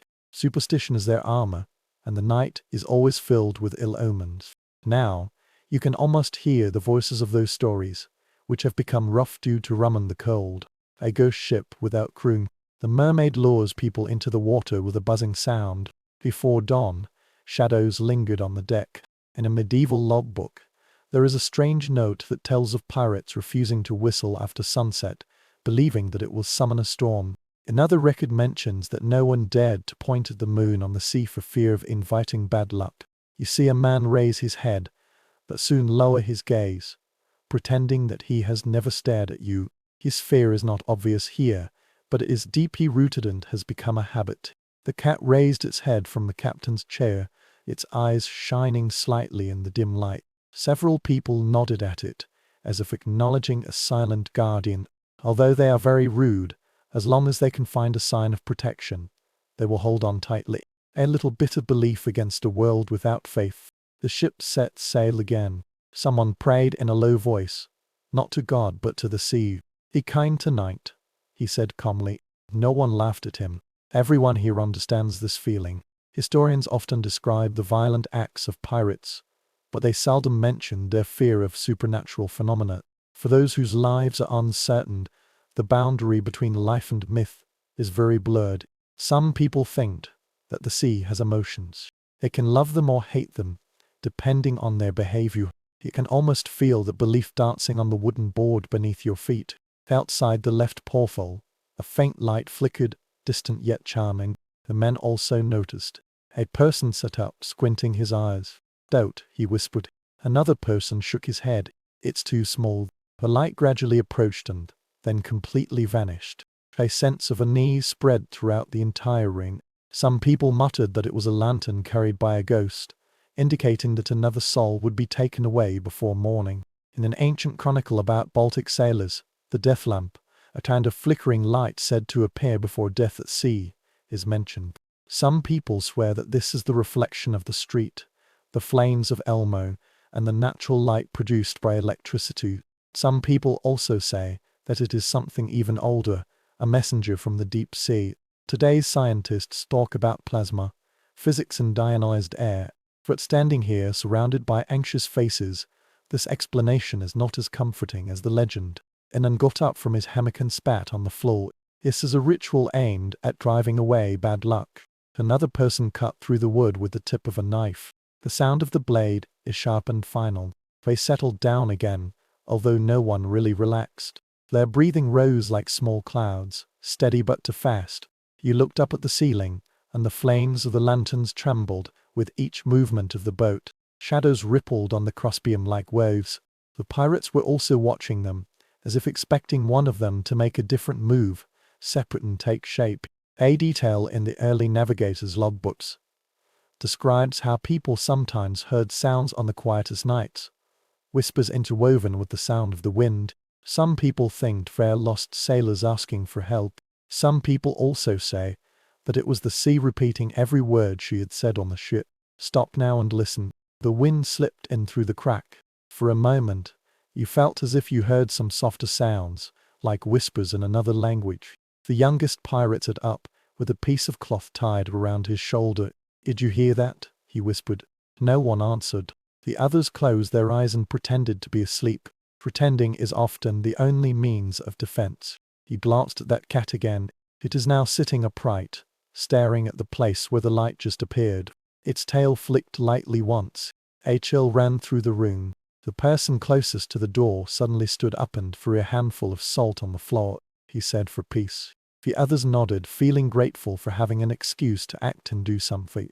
Modern scholars are still debating how much sailors believed in these omens and to what extent they used them to understand fear. It is very easy for people to overlook these stories from the comfortable land. But here, darkness is full of vitality and reason rapidly bends. The lantern dimmed and the flames gradually died out. The men were lying quietly again. Outside, the wind hummed a single note, seemingly surrounding the boat. Close your eyes and let the sound wash your body. Fear is not so sharp now, it's just stable, familiar, and almost mild. It surrounds you like the lullaby of the sea. In the subsequent tranquility, the boat drifted forward in the black water. The stories gradually faded into the silence, but their shapes still remained, curling up like smoke over the hammock. Every sailor here has a kind of superstition in his heart, a magic to fight against the unknown. Tonight, as the sea whispers beside you, you understand why some darkness can only be endured by giving it a name. The night sky cleared up, and with it came such a strange scene that people temporarily forgot their fears. You go up to the deck and look up. The darkness had softened into a deep indigo, stretching out ribbons of light in the sky, green and gold, moving like silk in the invisible wind. The northern lights flickered on the frozen sea surface. The pirates stood scattered on the deck, their faces facing upwards. At first no one spoke. Even the wind fell silent, as if the whole world was listening. The light refracted ripples and distortions on the floating ice beside the boat. For a moment, the entire ship seemed to be shining. 4 centuries, travelers of the northern seas have recorded these lights, describing them as deities, omens or fires in the sky. Sailors who were not familiar with magnetism or the solar wind gave them names: ghost fire, angel dancing, celestial snake. For those who live by the sea, they are both beautiful and terrifying. You can sense the reason. The light moved with a certain purpose, to elegant and appearing unnatural. A pirate makes the sign of the cross beside you and prays in a low voice. Another person smiled gently, pretending not to care, but his voice was trembling. In the sunlight his eyes sparkled like whetstones. In the 15th century, a Han Chinese merchant wrote a strange article describing the scene of sailors kneeling on the ground when they first saw the aurora. He wrote that the sky opened up, like oil burning on the water surface. This must feel like a message from God or a warning. Under this equally cold sky, you can understand these two reactions. The lights continued to move, stretching to the horizon like a river of flames. The ice on the rigging glowed slightly, and the frost-minus frozen sail emitted a pale light. The ship itself seemed to be otherworldly, suspended between two worlds, one being land and water, and the other being the sky and wonders. The pirates spoke softly, their voices very low, as if they were afraid of disturbing the scene before them. Perhaps it was the soul of the deceased, one person said, and another replied. Or perhaps the treasures from heaven spill over. The third person just watched, breathing very shallowly and his eyes wide open. Historians who study marine folklore have written many articles about how sailors find meaning in things they cannot explain. For those who are at the mercy of nature, the sky is both a guide and God. When it sparkles with flames, it feels as if it has received enlightenment. Some people wrote that they heard faint music under the light, such as bells or distant singing. Tilt your head and listen. The wind hummed gently. For a moment, you felt as if you were hearing some higher, lighter, almost pleasant sound. It appears beside you, its fur illuminated green by a glow. It stared up there, its tail twitching as if the light were its brave. This scene made the men laugh quietly. For a moment, the tense atmosphere that had hung over the ship seemed to ease. The cold is still bone-minus chilling, but no one feels it now. The sailor at the helm whispered, "This sight means good luck because the sky is so bright that the storm won't come." Another person holds the opposite view, believing that the light marks a boundary, the edge of the world, and the living should not sail there. Both statements spread rapidly on the deck, blending with each other until no one knew which one to believe. A scholar who studies maritime customs once proposed that faith itself is the only true protection for sailors. These lights may imply blessings or curses, but in any case, they remind people that the universe has noticed them, and their tiny lives are floating within a huge and vibrant thing. Now look. You fully understand that emotion. The light began to dim and the color gradually turned white. The men sighed as if they had woken up from a dream. Spit into the sea for good luck. Another person raised his bottle and murmured that he wanted to give the angels something to drink. The air became lighter. Although it was colder, their movement slowed down again, as if they were reluctant to leave the magic behind. The captain came out of his cabin, his coat covered with thick frost. He stared at the sky for a long time and then turned to his men. "Enjoy yourself," he said calmly. "This won't last long." There was neither awe or fear in his voice, only a weary acceptance. He saw too many miracles turn into warnings.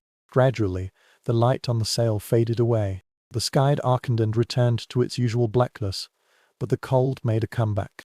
The sea water has started to move again. Small waves were crashing against the hull. The pirates returned slowly to carry out their mission, still silent, still changed. You lingered on the deck, unable to take your eyes off the horizon, where the last rays of light flickered and vanished. The air now feels fresher and cleaner, as if the whole world has been washed. The stars have returned, faint yet firm. The boat rustled gently beneath your feet. After so many surprises, the sound felt familiar to you again. Below, people will tell the story of this night for many years. Some people might say that those lights are the elves guiding them through the ice. Others would say they saw shaped faces, wings and fire cities in the firelight. Each version has a part that is true because their feelings are true, even though the reason remains a mystery. You close your eyes and breathe in the cold air. The memory of that color lingers behind your eyelids, bright and vivid. The waves gently lapped against the hull of the boat. The last green light vanished among the stars, and the world returned to darkness. That for a moment, the pirates on this frozen ship witnessed the contact between heaven and earth, and for the first time, the sea felt a sense of closeness. The sky darkened again, and the wonder of the lights had vanished from the memory of the cold world. The pirates became quiet. Their laughter, though small, had gradually weakened, turning into murmuring and sighing. You stand near the main mast, listening to the slow rhythm of the ship. Every moan of the wood and every drop of water on the rigging seemed to be calculating time, steady and endless. Nowadays, sleep is more precious than gold. The men took it apart into pieces and took it wherever they could find it. You see a sailor leaning against a wooden barrel, his eyes half-minus closed and his breathing very shallow. Another person sat beside him, nodding, still tightly grasping a rope with both hands, as if they dared not let go even in a dream. Their faces were pale from fatigue, and this fatigue seeped into their bones, making their thoughts themselves heavy. Surviving logbooks often describe this exhaustion.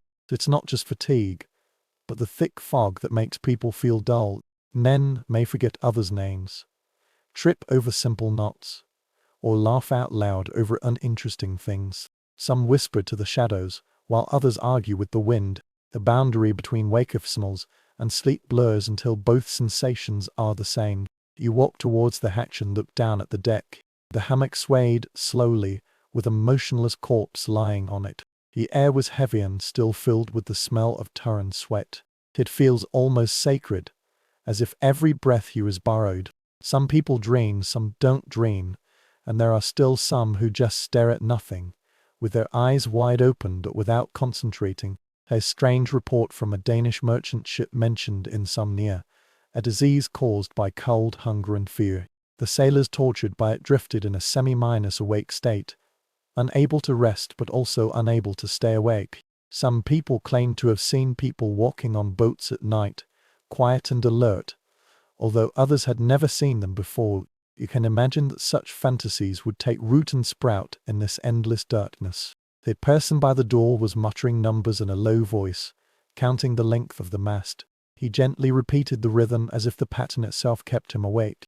Every time his hand made a sound, it twitched, and his lips hardly moved. A neighbor in the hammock next door told him to stop, but he didn't hear. Chanting became part of the music on the ship. The historian who recorded this voyage pointed out that insomnia is one of the cruelest punishments for marine life. When warmth and food are nowhere to be found, sleep is the only true escape, even stolen by the movement of the waves and the groaning of the wind. Here you have felt the truth. It seems that everyone is caught between two worlds. Neither rest nor live a fulfilling life. The lantern burned lower, and the light gradually dimmed, turning into a soft orange glow. The shadows spread out on the crossbeam, long and thin. Several men were tossing and turning in the hammock, their faces twitching and dreams twinkling behind their eyes. You want to know what they saw. Perhaps it's the coast. Perhaps it's the faces of those people they left behind. Or there is nothing at all. Only the color of the seawater pressed against the lid of the cup. In the diary of a surgeon in the 15th century, it was recorded that after drifting at sea for several months, sailors could only dream in the gloomy shadows. The endless water dulled their imagination. The same rhythm, the same sound, even in sleep.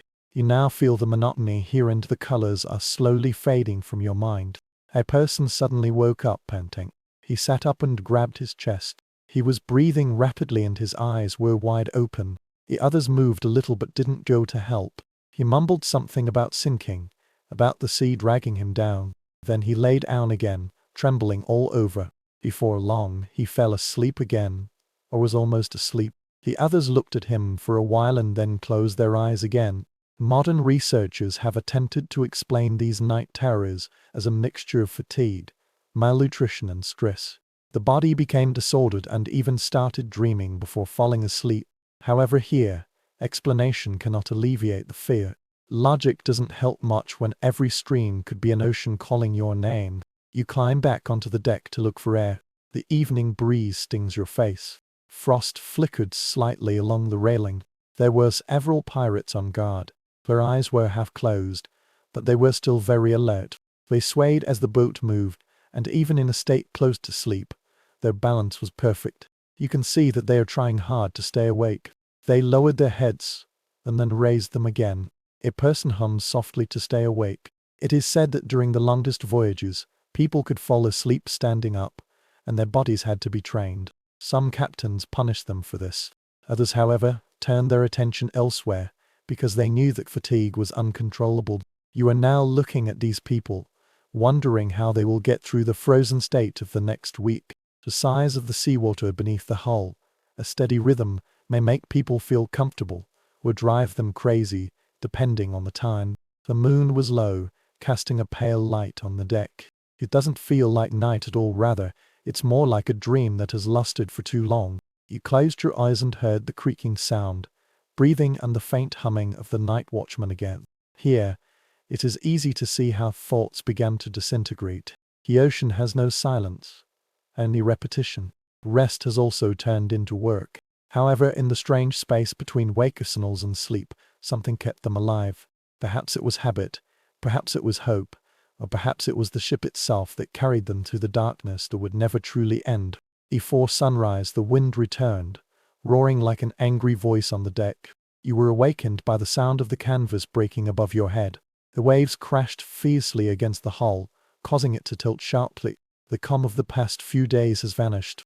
The sea has come back to life, dark and wild. Hold on to the nearest rope to steady yourself. Your breath turns white in the air. The pirates have woken up.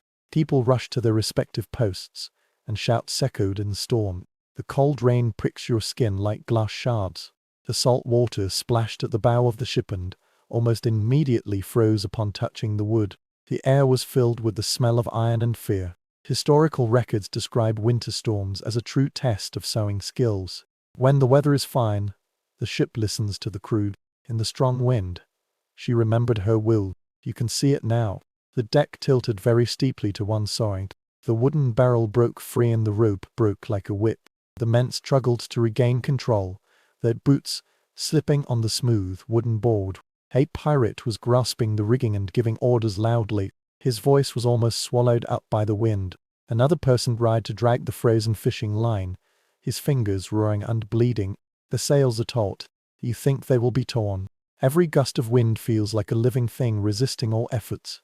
In a 16th century logbook, there is a strange note mentioning that sailors described storms as the fury of the ocean. They swore that water itself could sense fear. The more panicked the crew members were, the stronger the wind blew. The pirates seemed to believe this as well. They gritted their teeth, muttering curses and prayers, trying to make themselves sound braver than they actually were. Lightning was flashing in the distance, illuminating the clouds into a pale silver color. For a moment, you saw the horizon disappear. The sea and the sky merged into a surging wall. The next moment, everything turned dark again. The thunder followed closely behind. Though distant, it grew closer and closer. The captain emerged from his cabin, his overcoat fluttering in the wind and his pistol still stuck in his belt. His eyes swept over the chaos. "Hold on tight," he shouted. The men obeyed. When survival depends on discipline, even fear cannot drown out discipline. He held the steering wheel himself, his hands turning pale on the wood. The boat trembled under his command, struggling with every wave. You feel the cold getting deeper and deeper. The rain has fallen asleep again. Every drop is like a needle pricking your face. The rope is very hard and the sail is very heavy. A person slipped and hit the mast, groaning. Others pulled him up. No one will stop working. Pain has no time here. An old chronicler has a very interesting account, which tells of how sailors in the north would sometimes apply way loyal to their hands before a storm came, hoping that it could prevent the frost from cracking their skin. That smell is very unpleasant, but it worked. You can almost imagine it now.